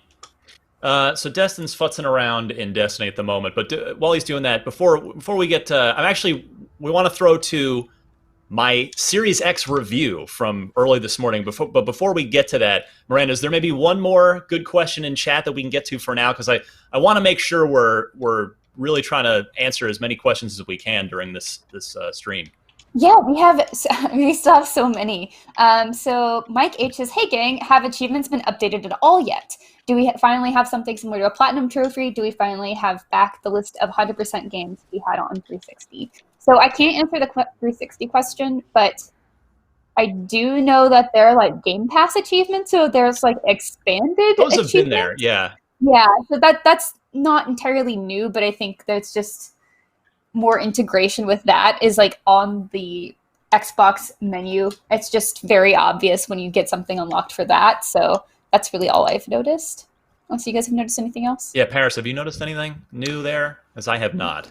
No, I haven't either. I mean, again, I think this is a part of their strategy. They want this to be as plug and play seamless as possible. So the experience that you have right now on the Xbox One is literally translating right on over to the Series X. Yeah, not unlike upgrading your gaming PC or upgrading your smartphone. In fact, that very topic comes up in my Series X review, which let's go ahead and go to that now. So if you have not seen it this morning, this is maybe the longest review I've ever done. It's 13 plus minutes long. But I mean, hey, there's a lot to talk about with this console. So if you're curious, if you're tuning in going, well, what did you actually give? What score did you give the Series X? What do you think of it? Here is my review of the Xbox Series X.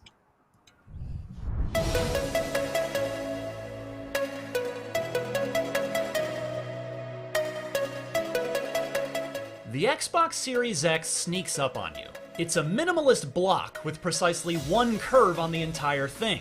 And when you turn it on, the dashboard looks almost identical to the one that Xbox One gamers have been using for years. Even the power button makes the same beeps, and the packed-in controller is barely changed. It's not until you fire up a game and are launched into smooth, native 4K amazingly quickly that the Series X justifies spending $500 to upgrade.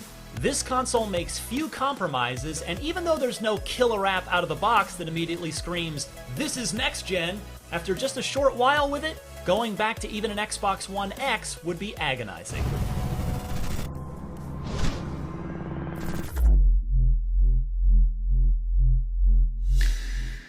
From the moment you open the Xbox Series X box, it makes a great first impression with a presentation reminiscent of an Apple product. It's clear that every aspect of that process has been carefully considered, including the console's central isolated placement in the box, making it feel like you're opening a present. It's befitting of a premium $500 device. That customer-first thinking continues with an easy initial setup when you plug the Series X in and turn it on.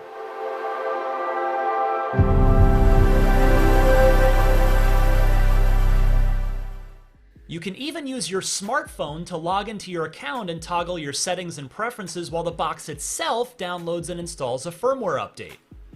Once you're up and running, you've got multiple options for bringing your existing library to the Series X, the best of which don't require you to re-download anything. For instance, if your current Xbox is still hooked up to your network when you bring home the Series X, simply plug in the Series X and transfer all of your games right over the network. It's as painless as upgrading a smartphone.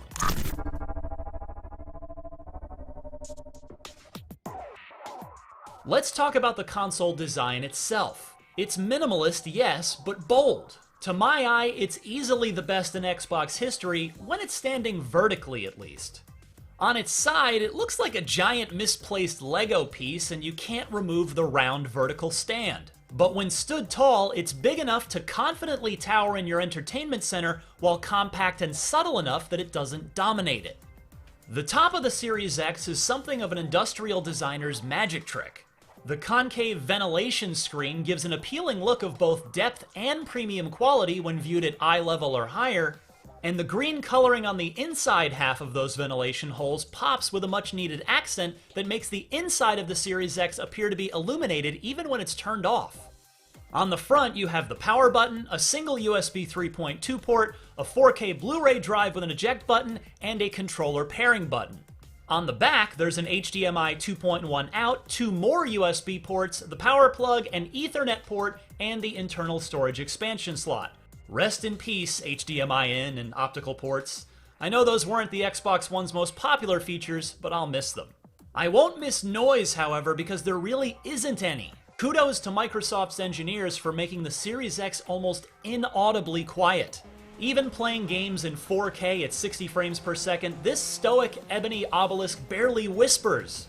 We measured just 40 decibels while playing Dirt 5, which sounds great next to 60 decibels for the same game on the Xbox One X.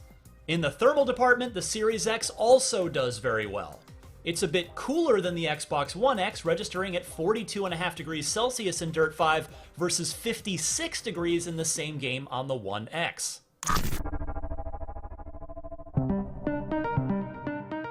If you've owned an Xbox One, navigating your new Series X will be instantly familiar. I do realize that's anticlimactic for a lot of folks. Until now, when we've bought an expensive new generation console, we've gotten a totally new experience.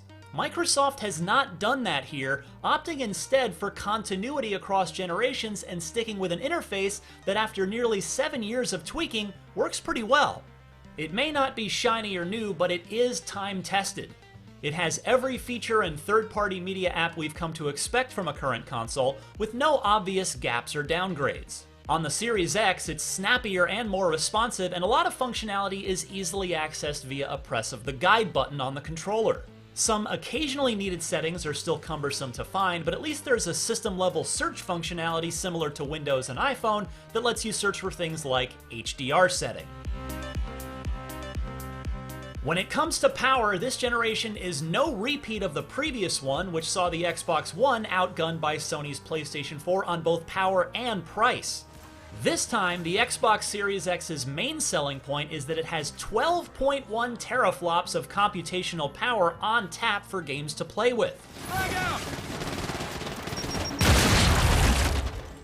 It's not a perfect measurement of speed, but on paper, that's twice as powerful as the Xbox One X and about 20% better than the PlayStation 5, for the same $499 price that Sony's charging.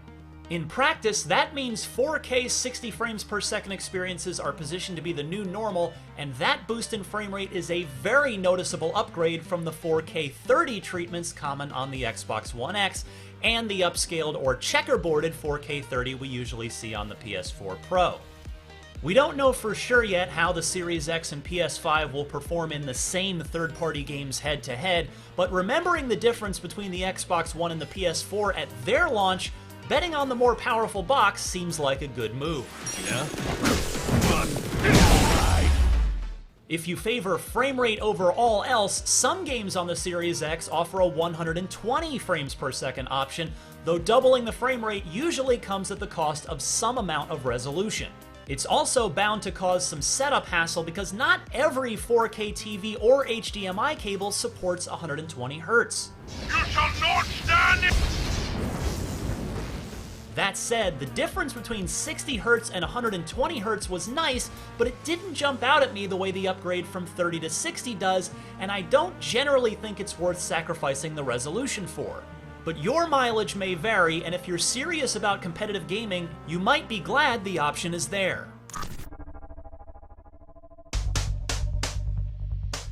The Series X's superstar feature is its 1TB NVMe SSD drive. Games played from there, new and old alike, show tremendously impressive loading time improvements. The SSD affects absolutely everything on this console in an utterly life-changing way. When you consider all the hours we've wasted staring at loading screens this past generation, this is arguably a bigger leap forward for console gaming than 4K. What stings a little bit is thinking about how quickly that 802 gigabytes of usable space will fill up when we start installing 136 gigs of Call of Duty Black Ops Cold War, 120 gigabytes of Halo the Master Chief Collection, 72 gigabytes of Gears 5, probably a decent chunk for Cyberpunk 2077, and so on. Especially when you're looking at $220 for a 1TB expansion card that matches the SSD's performance, those numbers are very scary. But again, Xbox One generation games will run in their unenhanced form from a regular USB 3.0 drive, so you can reserve all of the internal space for the games that need it. Speaking of speed, Quick Resume is the Series X's other omnipresent feature that I now wonder how I ever lived without. Being able to instantly pick up where you left off in any of your several most recently played games is an absolutely fantastic quality of life feature. It only takes about 5 to 10 seconds to go from selecting a game off of your list to actually playing exactly where you left off. There's no need to go back through the splash screens, the main menu, or even load to a recent checkpoint. Much more than any previous console, the Series X makes me feel like it's ready to be picked up and played at a moment's notice, and that makes me want to use it more often. A hidden cost savings of the Series X is that you can expect just about any Xbox One peripherals that you own that aren't named Kinect to seamlessly pair with the Series X. The new controllers are only slightly revised, and older Xbox One controllers, as well as the pricey Elites, are still rock solid. So if you like your existing controller, you can bring it with you.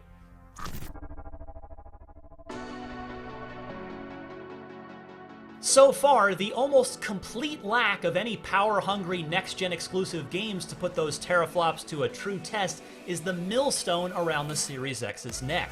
Not that that's the console's fault, but the delay of Halo Infinite means there are hardly any exclusive games designed to take advantage of all this power until next year.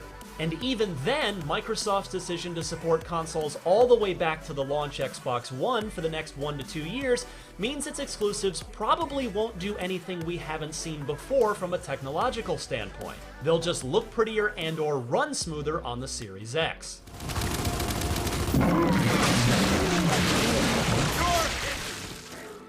Happily, there's no shortage of things to play thanks to full backward compatibility out of the box. Just about everything from the Xbox One will work, and the substantial catalog of 360 games and handful from the original Xbox that were brought forward to the Xbox One carry over to the Series X too. They also run better than they did on previous Xbox systems, such as HDR being added to Halo 5 or a frame rate approaching 60 on Grand Theft Auto 4. It's not unlike upgrading your PC. In some cases, the games benefit from smart delivery, Microsoft's platform-level system that encourages developers to push you the best version of their game based on which Xbox it's being played on. So if you buy Assassin's Creed Valhalla for Xbox One now, but then get a Series X as a gift in December, your progress will carry over seamlessly and your console will download any new tech or textures it needs in order to give you the optimized for Series X edition of Ubisoft's new RPG.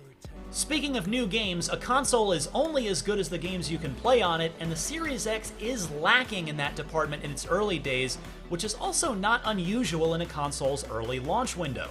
30 launch games might seem like a lot, but almost nothing requires a Series X to play. In fact, a number of those games are upgraded Xbox One games from as far back as 2018, such as Forza Horizon 4 and Gears 5. Of course, just because the launch lineup is almost entirely cross-gen doesn't mean it's bad. There's a healthy variety of genres represented here, and all 30 have been officially optimized for the new console, but very little of what's available in the launch window screams, "You've got to see this on Series X right now!" Even the much-maligned Xbox One launch had technologically impressive next-generation exclusives like Forza Motorsport 5, Dead Rising 3, and Rise: Son of Rome.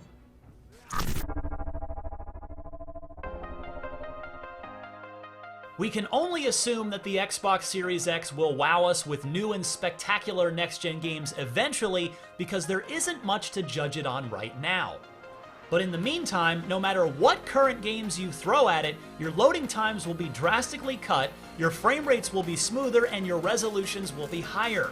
This bold and minimalistically designed box is quiet, compact for both the power it packs and especially how it compares to the PS5, capable and loaded with convenience features like instantly resuming and cycling between any of your recently played games. Compared directly to the PlayStation 5 specs, it flat out gives you more power for the same price. It's going to be a joy to see what developers actually do with it in the coming years.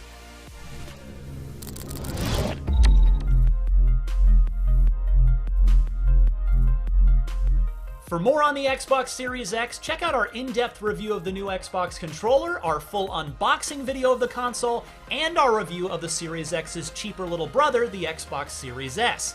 And for everything else on the new generation of gaming, stick with IGN.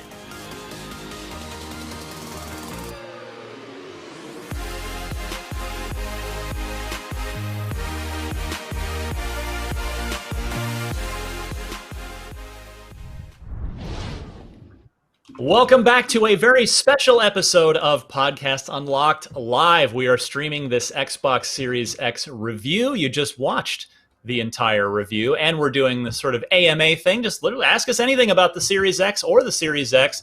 We're on all the usual platforms. Hey, we want to give a special shout out to everybody watching us live on TikTok today. So with that, Paris, you have, of course, had plenty of time with the Series X as well. You just saw my verdict. What is your take on this thing holistically? Just from a 10,000-foot view, how are you feeling about the Series X here as it launches?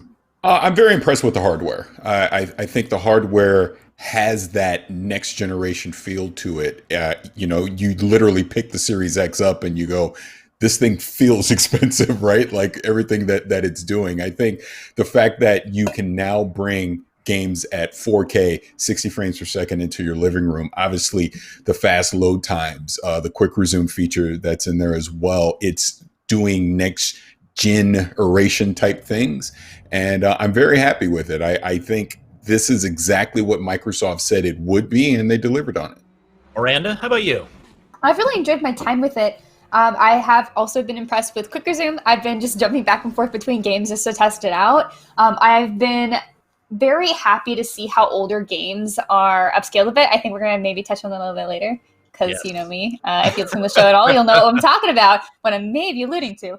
I've also really actually liked the new controller. Obviously, I say obviously, but maybe this is not too obvious for everybody. I prefer to use my Elite Series 2. So I pretty much just take that with me anywhere I can use it because it is by far my favorite controller I've ever used. But this one's actually really great. I love the little grip on the back. It's very clicky.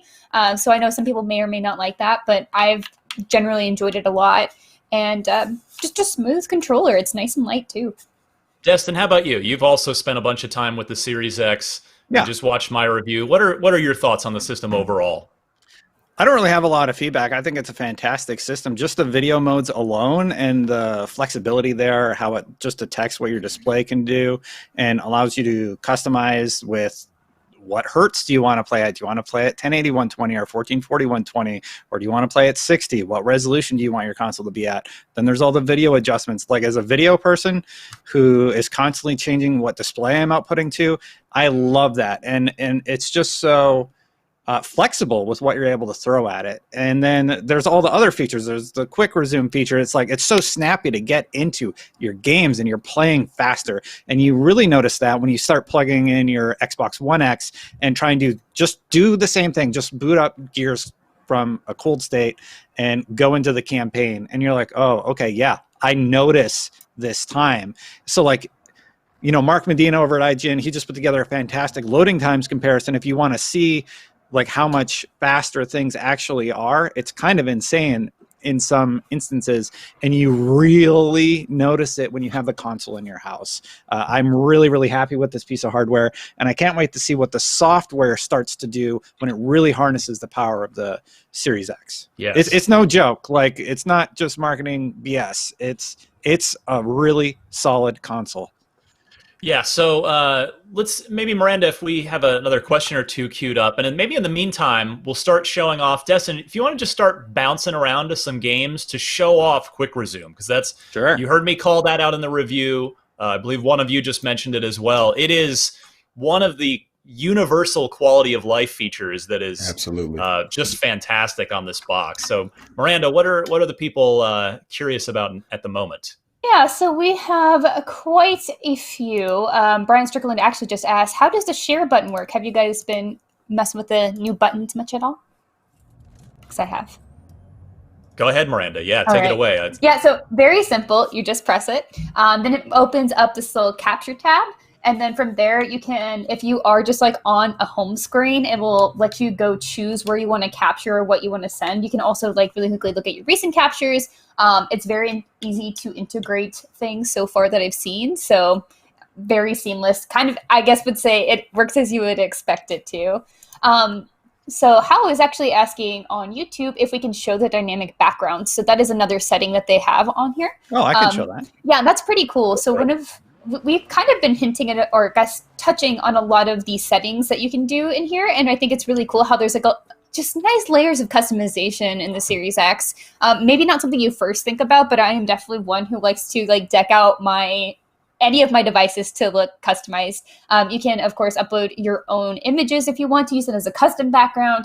You can just do a color, or you can do like a default setting. You can also use your achievements as backgrounds as well.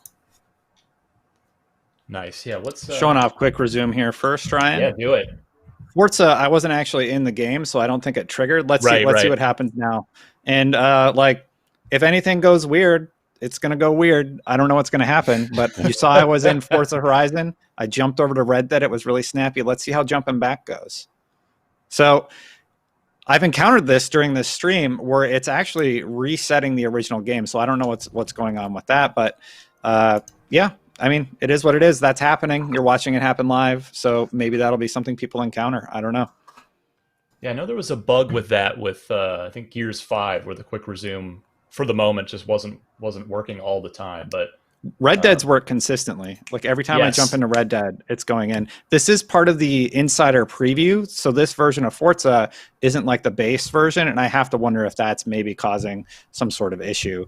But again, I mean, at the very least, you get to see again how fast I got back into the game, even though that quick resume logo didn't pop in.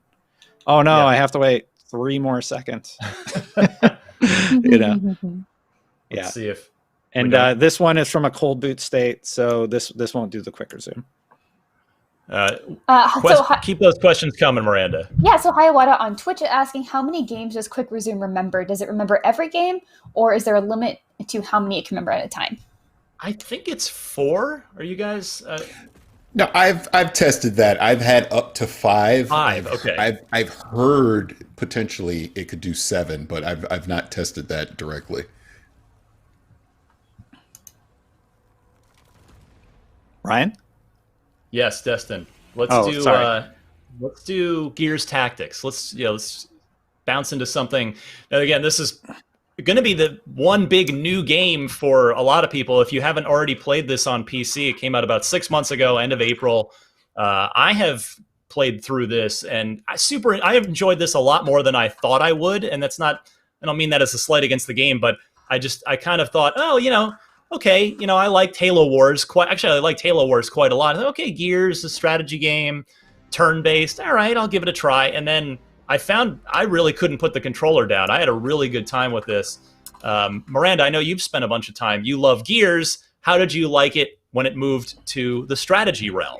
I think it's such a great new place for Gears. It makes a lot of sense because I think whenever it comes to the Gears system, it is very tactical and it just lended itself super well to being transitioned into an actual tactical game. So I think it's a fun way also to expand the Gears lore. One of the things that I enjoy most from franchises that I love is when they take their world, their universe, and they find a new story to tell in a new way. So whether it's through a visual novel or through comics, like Gears has obviously had a lot of comics and books, but I always want a new game, right? And so seeing Gears in a tactics setting for what is, a very tactical character, like it just all lines up here, right? It makes sense. So I super enjoyed it. Paris, have you had any time? Had you previously checked this out on PC, or is the Series X version your first time with it? Yes, I actually already have completed the game via PC, so I was interested to see bringing it to the Series X how it would hold up, and I mean virtually identical. I would say again the Coalition has done an amazing job bringing over both Gears games to the Series X. I played mouse and keyboard the first time around, so this was my first time actually doing it via the controller. Held up very well. I think people that have been console only and have not played Gears Tactics already, this will feel like a new launch game for you. And I think it'll surprise you. You would think, maybe this isn't the right genre for Gears, but it works very well. It's a great game. It's funny. Halo worked pretty well as a real-time strategy game. Gears works very well as a turn-based strategy game. And as such, to your point, Paris, the gamepad controls lend themselves very well to a turn-based Gears strategy game. Completely agree. It's pretty crazy how you can definitely tell when they go from a pre-rendered cutscene to actually running on the Series X. Like I don't know if chat's able to tell, but I was able to tell instantly as soon as they went to in-engine. This looks really good. Yeah, and it's a good story here too, Miranda. This is it's new characters, but you get to know them pretty quickly. Yeah, new characters that are related to characters very important to the Gears franchise. So it is kind of cool to have that history built around the series. Technically a prequel to a lot of the events that happen in the Gears series. So it's very cool, again, to have that context. So we do actually have some more questions about Quick Resume that I'd like to touch on really quickly. So we've had a few questions specifically about Quick Resume and disc-based games. So has anybody tested that yet? No, I'll be honest. No, I haven't popped the disc in this console yet. Okay. Yeah, I haven't either actually. But every game, every optimized game we've had has been from a download code. But yeah, I loaded in some of the 360 games, of course, via disc. My shelf is all 360 games because I've gone pretty much all digital for the last generation. Yeah, let's see. Let's do a couple more questions here, Miranda, before we move to our next topic. Yeah. So Official the Beast on YouTube asks, will the console give you a list of games that are in the quick resume queue so you can prioritize which games you want there? I think it just goes from your list of most recently played. I Yes. don't believe there's any more control you have over it than that. Right, so whenever you just hit the Xbox button on your controller, it'll just pop up the most recent games. You can customize your home screen so that you can have like a queue of games listed. So that's called like the shelf. And so you can actually manipulate that. So that could be a way that you quickly, I guess, launch games if you wanted to do that. But again, the most recent ones are on that top line anyway. So I don't know if it's always that helpful, but I guess if there's one that you bounce to every now and then, it could be good to prioritize that higher up. People are asking about low latency, and I could speak to that a little bit if you want me to, Ryan. Please, absolutely. I'm just futzing around with my custom background since that question came up.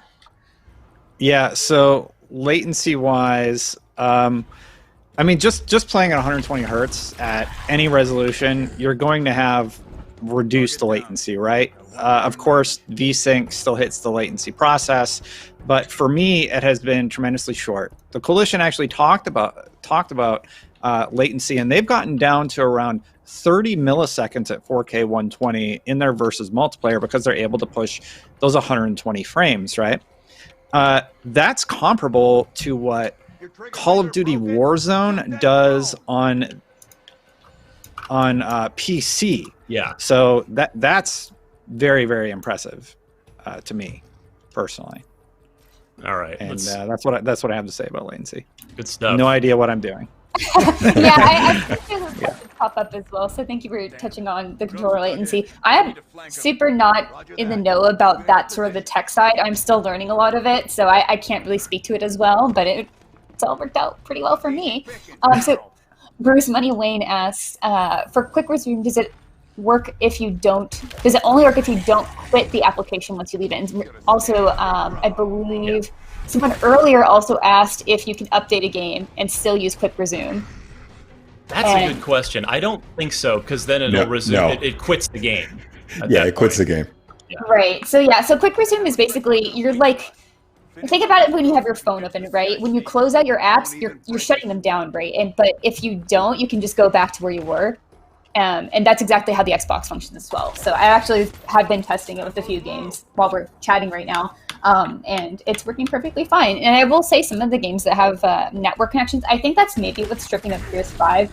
I know we said that there's a bug with quick resume not necessarily always working. It's worked with Red Dead, so I'll show Red Dead again. Yeah, so Red Dead's worked for me, I've been playing Totally Accurate Battle Simulator, because that's on Game Pass. I've just been downloading so many Game Pass games. Outer Wilds, if I don't give Outer Wilds a shout out, is this an unlocked episode? There you go. In 10 seconds or less, Destin, you are now in. You are totally playing.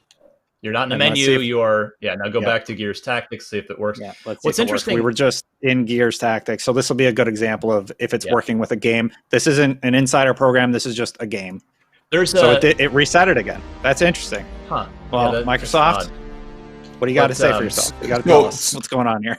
So if I could chime in on one thing with quick resume that I noticed, and Destin, I don't know if you tried this yourself, but like a game like Destiny 2, even though it's, a live service game, if you can use it in quick resume, if you go back to it after just a few minutes before the game would like kick you out of the server, so to speak. So if I'm playing Destiny 2 and then I popped into Gears 5 really quick to check something and then pop back over to Destiny 2, I would still be in the game and it would still just pick up right where I left off. But for a live service game, it will at some point, obviously the server will detect your being inactive and it'll just kick you out. In Destiny, yes. Yeah, so you're probably right, Barris. It probably has something to do with networking. But I got back in. I don't know if quick resume actually ended up working because I ended up getting back where I was incredibly quickly. It's a little bit delayed, but anyway. So that's a little bit of the tutorial mission, get your feet wet in a Gears strategy game. But let's move to the Miranda portion of the broadcast here. We've got about 35 or so minutes left. So, more specifically and more seriously, Miranda, the support on this console goes all the way back to certain original Xbox games, including an old favorite of yours. Yeah, so this is actually the first game I booted when I plugged in my Xbox Series X. I downloaded it first, did not care about anything else, went straight into it. Ladies and gentlemen, Fusion Frenzy, one of the greatest party games of all time. So this game is actually really special. Quick resume worked for this one. Look at it go! Look at it go!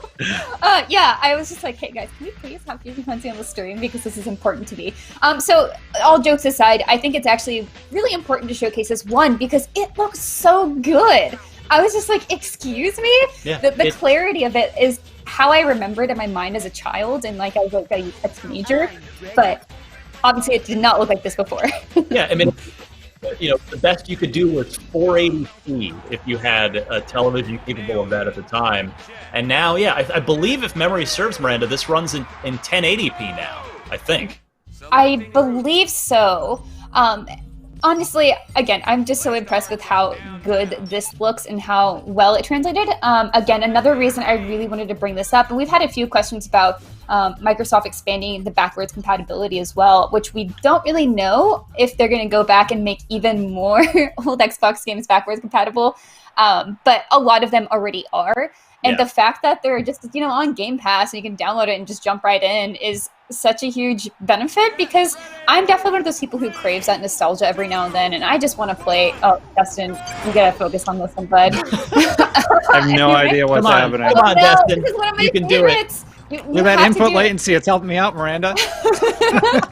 But anyway, it's so great to be able to just download old games like this and play them whenever you want and remove them as you need to, or just keep them on your hard drive forever because they are smaller games. And so that's one of the reasons I'm going to showcase this. So one of the things that I do wish Microsoft would address is that some of these really old games were obviously released before Xbox Live. And so you can't play this online. You have to have people with you playing. So the hope is that we could play this together, but you can't. And this is actually a game I used to play with my siblings all the time. And so I'm really sad that I can't actually play it with them until... two buttons. What? Oh, yep. Oh, it's going to get really intense. You chose a bad one, Dustin. Or I guess it was random. You're in the tournament mode. What's funny is, Miranda, you brought that very thing up before the broadcast when we were just sort of talking through before we got started. And like that's how far we've come and how ubiquitous and normal and expected Xbox Live online multiplayer is that when we were like, yeah, we'll just all play it together, and then you had to remind us, well, oh wait, this game came out before Xbox Live existed, couch co-op game only. Like everything, yeah, we've come really far in the 19 years of Xbox. Yeah, absolutely. And I do wish that there was like a secret team at Microsoft that was going through these original games. It's like, all right, guys, we got to add Xbox Live to this. We got to make sure that people can play online. I think that is something that Microsoft is sort of missing, is like that kind of fun party game. I think we've seen it a lot, especially since the pandemic kind of has, just progressed, that people are really craving those sort of like fun interactive games that aren't necessarily really sweaty. Like, yes, you can get a lot of really great shooters and battle royales, but sometimes you just want it. You gotta turn in the missiles. Dustin, you gotta turn them in. Okay. Sorry, guys. Never played this game before. This is all for you, Miranda. Backseat driving going on. Yeah, but help me out. Yeah. I think it would be really great to see Microsoft sort of prioritize some of these more fun, but also can be sort of stressful party games that are just really lighthearted. I would say, while Miranda is recommending Fusion Frenzy and wisely so, the game, again, it also looks better than it did on the original Xbox. I recommend, if you never played it, the original Star Wars Knights of the Old Republic. It is compatible. You can play it on any of the Xbox systems, and it's still a tremendous, obviously it doesn't look great anymore outside of the, they pumped the resolution up, but by modern standards, but my goodness, the story is it's one of the best role-playing game stories I've ever played. Great twist in it too that you'll never see coming, and gosh, I missed that game. So Destin's just trolling Game Pass here. You said Star Wars. I wanted to go see if I had it. I don't think it's on don't Game think I do. Pass. Yeah, it's KOTOR's not on Game Pass, but no, I thought I had it anyway. But anyway, yeah. Let's Destin, do you have GTA 5 installed over there by chance? I don't. You do not. All right. So one of the things I wanted to talk about was hard drive space. Sure. There were two questions that I wanted to sort of go back to. I believe somebody was asking about personalization with the backgrounds. Yeah. Right. Mm-hmm. So the menu for it dynamic, my color and backgrounds. background, and then you can just turn on dynamic background. It's just down here. It utilizes your color. And there it is. You can just sort of see some motion. I actually really like this a lot. It's really subtle, and I hope they add more options for it. Is this the only one right now, Ryan? I believe so. So hopefully more will see more in the come at some future. point. Yeah. And then if you go down here, you can go to manage. Whoops. Sorry. Did you guys know that you can turn off the little startup ding, little chime? I did. Yes, actually, I had found that in the menu when I was digging around. It's an interesting little menu option. Yeah, so yeah, you're getting full up there, Destin. You got a little bit left. A little bit, yeah. Not enough for Call of Duty Black Ops Cold War or Master Chief Collection. I'll be uninstalling some stuff. You got room for a few things. Let's see if I got room for GTA. Well, maybe by the end of the. I have unless pretty you've fast got internet. a fiber connection, I don't think we're going to be downloading it in time. You do? Well, there we go. Let's Look see. at that. Look at you showing up. 70 No, gig. when you're running other games, it only downloads at like 20 megabits per second. So. It takes a while. Oh, wow. Well, do we have a couple more questions, Miranda? Yeah, I'm looking through what we have. Please keep sending them through, guys. I know we've tried to answer a lot of them. We've had some repeat questions, so I apologize. We've actually had a few maybe on HDR, if we can talk about that. So can you say anything about how well auto HDR works, asks Lone Hobbit, as well as a few others have asked during the course of this stream. I don't know if Destin or Paris have messed around with it. Like, I know Halo 5 had the auto HDR added to it. Yeah, I was going to bring that up. Yeah, and actually, Halo 5 is a great example of this. The auto HDR feature that they're bringing over. I mean, it's, the colors really pop off the screen for that game. I'm not the biggest Halo 5 fan in the world, but I've been playing some of it during the preview, and they've definitely done a great job with the backwards compatibility enhancements, like we're saying with auto HDR, because it just looks better. Batman Arkham Knight is another one that I was able to see take advantage of auto HDR. And ironically enough, Fallout New Vegas is another one that when you're out there in the wasteland of Vegas, I mean, just those, it just pops off the screen. So yeah, that's, I would say the quality of life features that the auto HDR is going to bring to the backwards compatible games just breathes it's like a new fresh coat of paint, so to speak, to these games. And I think people will really be happy with what they see. Good stuff. Miranda, what else? Blaze the Optics ZZ asks, can you record your gameplay internally in 4K or the standard 1080p? Yeah, it's Destin, I don't know if you want to pull that up, or you might be able to do it from here because it's just on the guide. I think it's the same options as the 1X, so you can do, I believe, 4K right?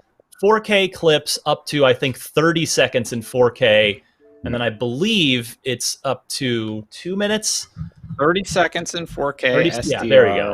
1080, 1 minute, there it 720, 3 minutes. Yeah. And then you can set that to an external drive probably, and up to 1 minute previously happened recordings. There it is. And this is No Man's Sky. A lot of people I've seen commenters call this a great comeback. I don't remember how to do anything though. Well, and this, to be clear, it is getting a next generation update for Series X. This is not that. You are just running it in compatibility mode. Yep. I'm just playing the game. Yeah, there's quite a few things that we can't show right now because like the actual updates aren't live yet because the console's not out yet. So, yeah. But that we have definitely been trying to show the ones that we can. So on Holy Light asks on IGN, is the Xbox Series X/S only compatible with Microsoft licensed peripherals, or will it recognize, say, the Bluetooth from my PlayStation Gold headset? Buying new accessories is a concern for me. I don't know if it will pick up other Bluetooth things like that. I don't believe so. Yeah, that I don't think so. Yeah, I mean, all the old Xbox One accessories work, unless it's named Kinect. But yeah, everything from the One. So if it works with the Xbox One, it'll work with the Series S or Series X. A lot of people ask about quick resume, like, can you pick the games? No, I don't think so. Can they be pinned? No, I don't think that's a functionality. Yeah. So again, how quick resume works, it's just like you're opening an app on your phone, right? But it's a limited number of apps that can quick resume on your Xbox. So it's like the last 4 games or something that you've opened, those will be through quick resume. And we're not sure exactly. Some people said 5, but are you going to be switching through 5 games at once? Who can say? Maybe you will be, but that is something that you can do. And so I don't know if there's a way to turn that off. I do need to double check the settings on that, but I'm not too sure why you would want to turn it off. So. Yeah, I don't know the answer to can you turn it off. I would imagine, I don't think so. Like, I don't know why you would want it turned off, but yeah, we've had a lot of questions about can you turn it off, and it's like, oh, I will research that for you guys, but I have not seen that as being a thing. So and Loud Cobra 1 said Digital Foundry kept switching and found no limit. So maybe there's no limit to quick resume. Yeah, I presume they're asking if you can turn it off as sort of a, can you just have that any RAM that's being allocated for that go to games instead? And I don't believe you can turn it off. It is just baked into the system at a level that cannot be changed by the user. So let's see. I'm not seeing anything in options. So yeah, I don't believe that is the case. But all right, yeah, I don't think so. Doom Eternal, show off the loading times on this, because this is pretty impressive when you get so on my PC, on my new PC, I have an NVMe drive just like the Series X, and it's that quick. So that's as quick as my brand new PC. That's how fast that loading time was. Now you're really going to get judged, Destin, playing this game. Yeah. Oh, boy. So while Destin's playing, we do have a question from Scotty Rockies asks, what are your thoughts about the external SSD? External SSD? Oh, I think, is that referring to the expansion drive? I'm assuming so. Cartridge. I would presume so. I mean, I brought this so this is going to be a big topic. You're going to hear more about this. We're going to run the Series S review in a little bit. But, I mean, it's pricey, yes. It's $220, but it's not Microsoft just, gouging you. That's just the price of that technology right now. It is, hey, if it's in your budget, great. You might as well grab one and double up to 2 terabytes. And then you'll just not have to worry. Everything will be super fast because the expansion drive has all the performance and loading time benefits that the internal drive does. But if you don't have that budget, you can still use any external USB 3.0 or up drive and just store games over there and just have the ones you're actively playing on the 1 terabyte, which 802 gigabytes. You saw Destin bring up his hard drive contents earlier. You can hold quite a bit of stuff on the 802 usable gigs. All right, Destin. Got it. I'm waiting for this guy to come around the corner. So I think this is a good question for Ryan and Paris. Alexis Dupree on Twitch asks, I'm trying to figure out whether I should use network transfer to move all of my games to my Series X, but I'm worried about transferring AC Valhalla. Will it give me the optimized version? Will it trigger an update to give me the right version? So did you guys have any issues with that? Yeah, so the way that would work, there's a couple different ways. You absolutely could use a network option to transfer your games over, and if the Series X detects that you have a non-optimized Series X version, this is where Smart Delivery kicks in, and yes, you will get an auto update to update Valhalla to the correct version. You could also do the option, if you didn't want to transfer your network, you can plug in an external USB 3.0 drive, put all your games on that, plug it directly into the Series X, and again, it'll be a seamless experience. If it needs to live on your internal SSD drive, you'll just move it over to that and you'll be able to play the game. Yeah, there's a couple. I'll add a couple things to that. One is I saw that. I would recommend the network transfer if you've got that already set up. If your Xbox One is already presumably plugged into your network, it's super easy to do network transfer. And then as far as the smart delivery point, Gears 5 is a good example of this. It's 50. Was it 55? It's in the Series S review you're going to see in a few minutes, but on Series S it's 50 something gigabytes, and then on Series X it's I believe it's 70 or 72. And then a way you can actually check, which is interesting, Destin, I don't know if you can pull this up. I'm going to walk you through this. If you go back to your games list, like your list of games, if you wouldn't mind popping out of here. What you got? Just go to My Games and Apps, and then go to Gears 5 and press start on it, or whatever, the hamburger button. And if you go to File Info, it gives you a very messy screen. But if you look, see how that third line, Jen Scarlet. So that is, and then specifically down at the bottom, applied Anaconda.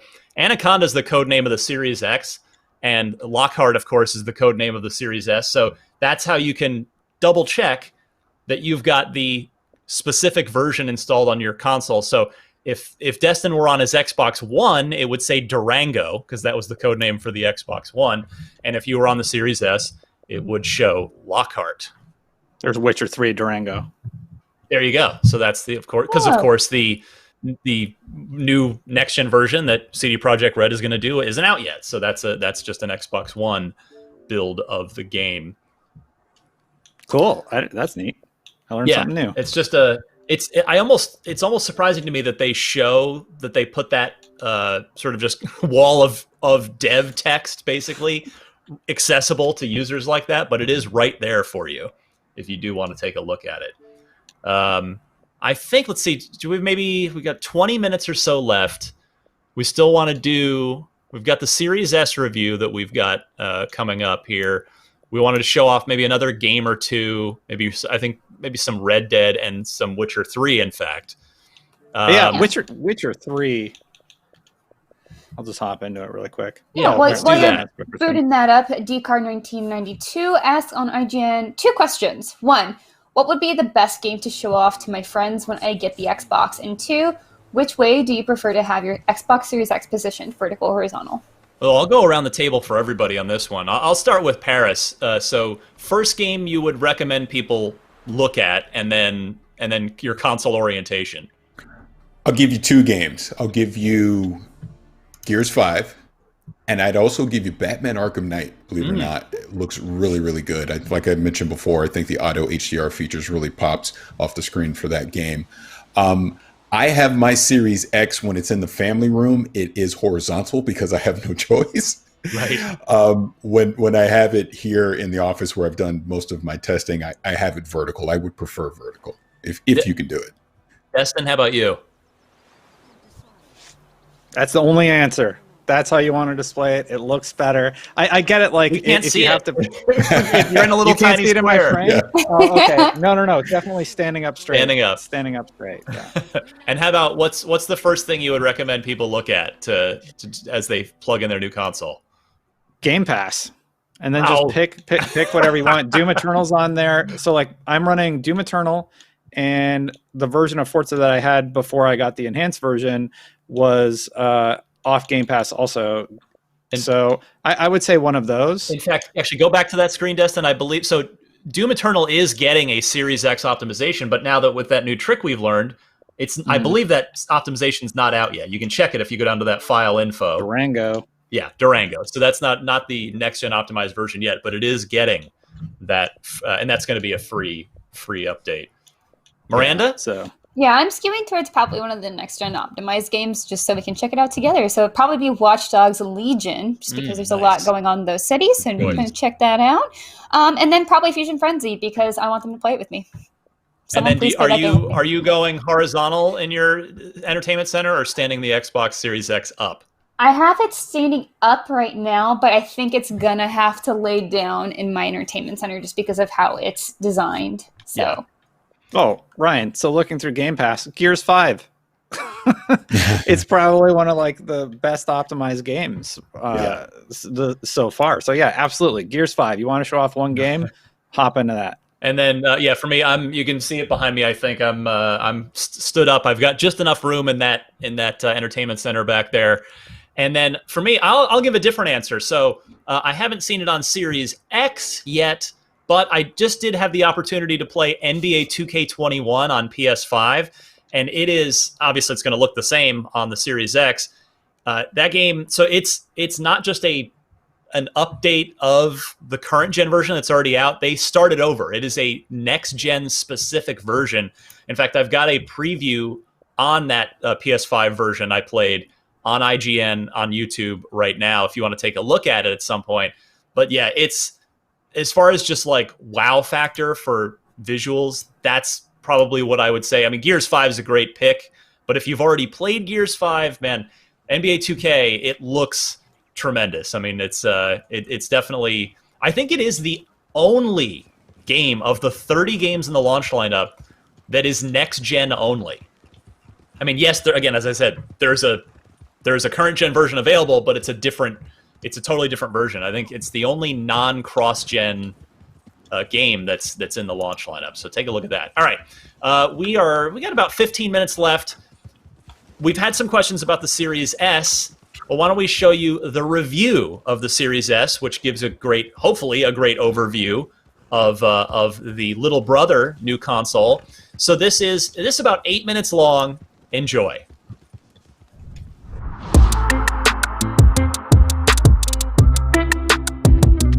There's never been a console like the Xbox Series S. Not to be confused with the Series X, this much smaller and much cheaper next-generation Xbox doesn't just sacrifice an optical drive, it's significantly less powerful than its bigger sibling and aims for upscaled 1440p resolution instead of true 4K. The results are mixed. Depending on how you plan to play, the S might make a ton of sense, and it's only $300 instead of $500 for the X. But for anybody who's serious about gaming on Xbox, its shortcomings may leave you kicking yourself for not springing for the Series X instead.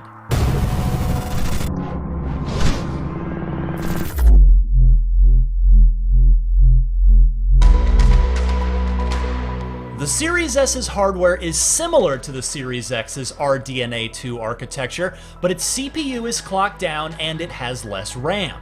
In short, it's a 4 teraflop console versus the Series X's 12.1. Think of it like a base model car with a V6 and very few options compared to the fully loaded V12 that is the Series X. The difference between the S and the X is, well, black and white. It's significantly smaller, even smaller than the Xbox One S, but there's no disk drive, so there's no way to install disc-based games or watch Blu-rays. I wouldn't call it ugly, but its shape and appearance is slightly awkward in sort of an adorable way. The large black air vent on the top makes it resemble a speaker more than a console. On the front, there's the offset power button and one USB 3.2 port. On the back, it has all the same ports as the Series X, the HDMI out port, 2 more USB ports, an Ethernet port, a storage expansion slot, and of course, power. Thankfully, there's no brick. Of course, sharing ports with the Series X means there's none of the Xbox One's TV pass-through or optical audio here either. For a controller, it uses the exact same one that the Series X does, and it's compatible with just about all of the Xbox One's accessories.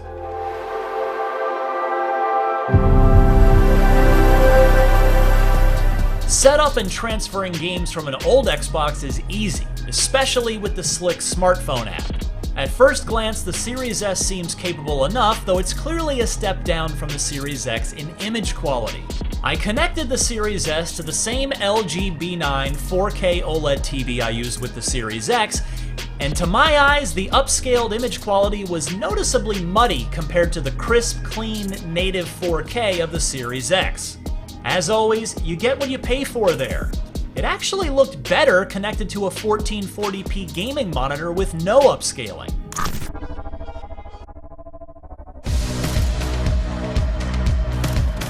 However, I was pleased to see that Gears 5 versus multiplayer and the Falconeer are able to run at 120 frames per second if you're willing to take a hit in resolution, just like on the Series X. I did see some minor screen tearing and mild frame rate choppiness in the Falconeer at 120 frames, and in Gears 5's Versus at 120 frames as well as the 60 frame per second campaign, I spotted noticeable dips here and there. It wasn't anything major, but it's a worrying warning sign that a brand new console is already missing a few steps. Through all of that, the Series S maintained the same whisper-quiet noise level as the Series X, registering just 38 decibels in Dirt 5 while its temperature topped out at 55 degrees Celsius in the same game. On the Series X, it was 40 decibels and 42.5 degrees Celsius respectively. Both outclass the Xbox One X, which blasts out 62 decibels and 56 degrees Celsius. The interface is basically identical to what we've had on Xbox One for years now, so it's an unexciting upgrade there, but it's dependable and fully featured. The main advantage the Series S has over the comparably powerful Xbox One X is that its loading times are identical to the Series X. And that is to say, very, very quick.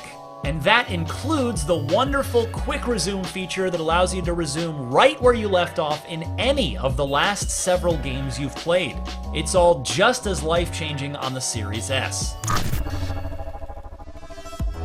The downside, though, is that you've only got a woefully small 364 gigabytes of usable space to install games and apps on, and that can go quick.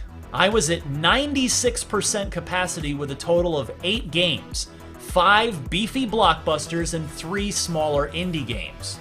That's even with Microsoft's smart delivery system that lets developers tailor their games specifically to the Series S. Gears 5, for instance, is only 55.1 gigs compared to 71.9 gigs on the Series X because the S doesn't need the full 4K textures. Your mileage may vary, of course. If you play a lot of smaller indie games off of Game Pass, you can still load up a bunch of them. Sure, you can expand the storage using the slot on the back, but the 1TB Seagate expansion card is a horrible buy with the Series S. If you're willing to spend another $220 on one of those, you'd be much better off just buying a Series X instead.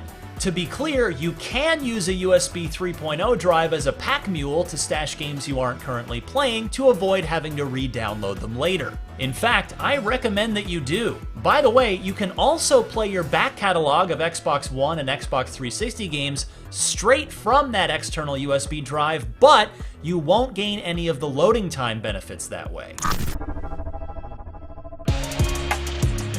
All in all, the Series S offers plenty of present-day value considering it only costs $300.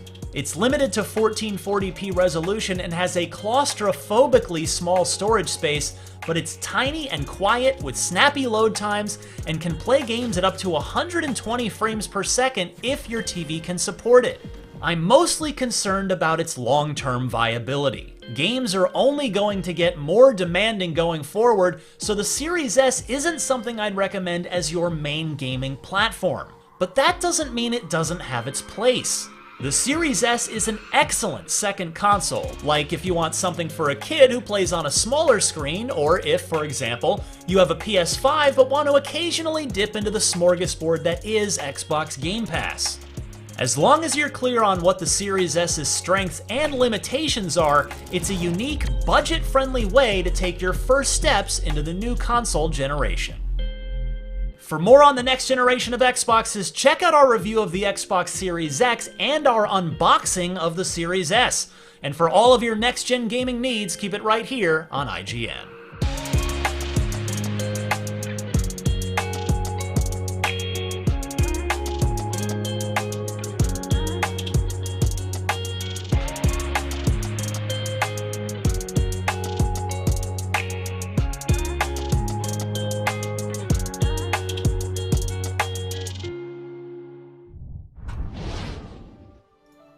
And we have returned for our final segment here.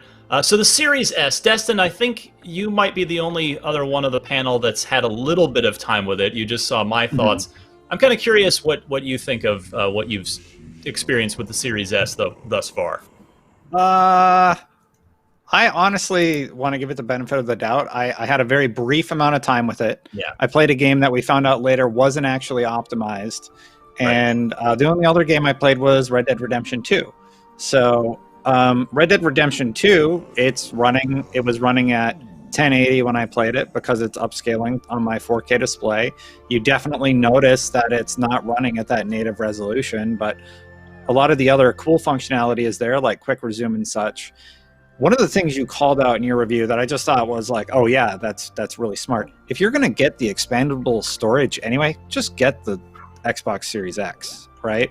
Yeah. But if you are still going to go with the S, it does do 1440p. So if you have like a computer display or a display that can do 1440p at 120, you don't need 2.1 to access 1440p 120. 2.0 should suffice. And I don't think it comes with the 2.1 cable because I remember looking in the menu. Does it? I think I'm it does. Sure, Yeah, I'm not sure on the dig it out. so. I'm pretty sure it's the same ultra high speed cable that comes with the Series X. Okay, well, that's good to know, and I like that it actually says, at least on the Xbox Series X, it says it right on the cable that it is ultra high speed. So yeah. Yeah, Miranda, do we have any? Maybe if you want to find a question or two, ideally, if there's any Series S questions. We haven't really had any. Wait. Although, while you're pulling it up, I will say, it's. I mean, you heard it in the review, but it's. I mean, I think generally speaking, if you're watching this live stream, the S probably isn't targeted at you. You're more likely to be a Series X buyer, but so that is to say, I said that the S is good. I mean, it's a good console. It's for $300. You are getting a lot of the next gen benefits. So. Yeah, I think it's best as a second console, whether you're an Xbox gamer or a PlayStation gamer. The S is a really good second option. I'm not sure how it's going to hold up as your primary next gen gaming platform, but it definitely serves a really fascinating use case for an incredibly affordable price. Yeah, if you only play like one game, like if you just need a Destiny box and you're only going to install Destiny and maybe like 2-3 other games, the S is totally fine.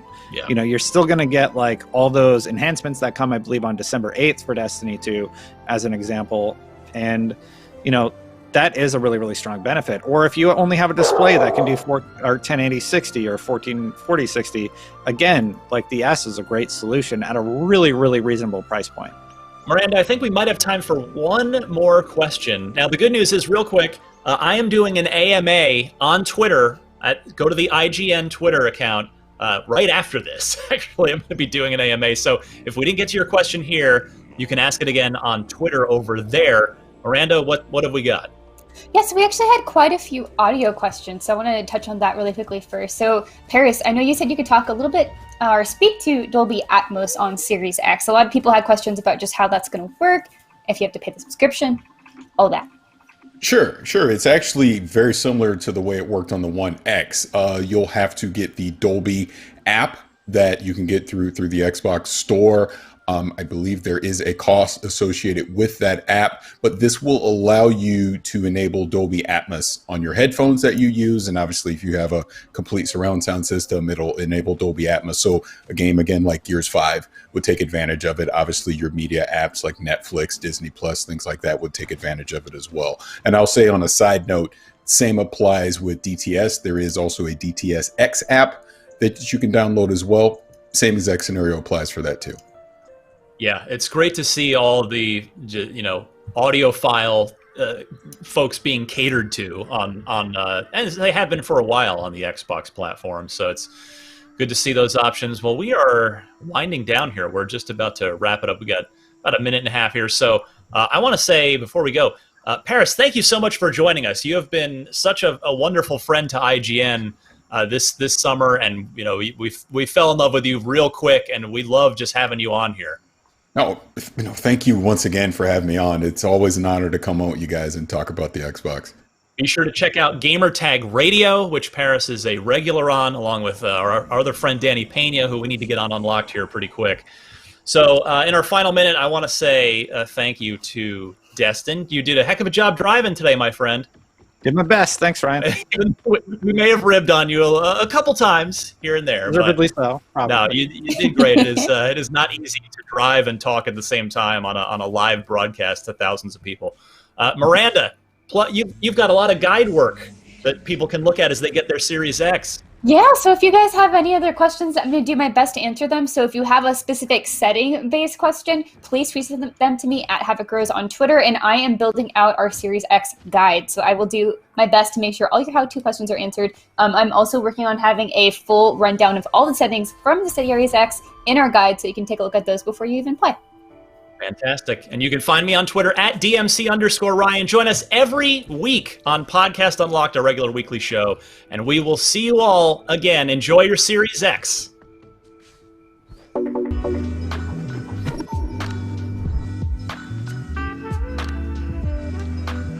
Hot damn, look at that. Oh, wow. Perfect timing.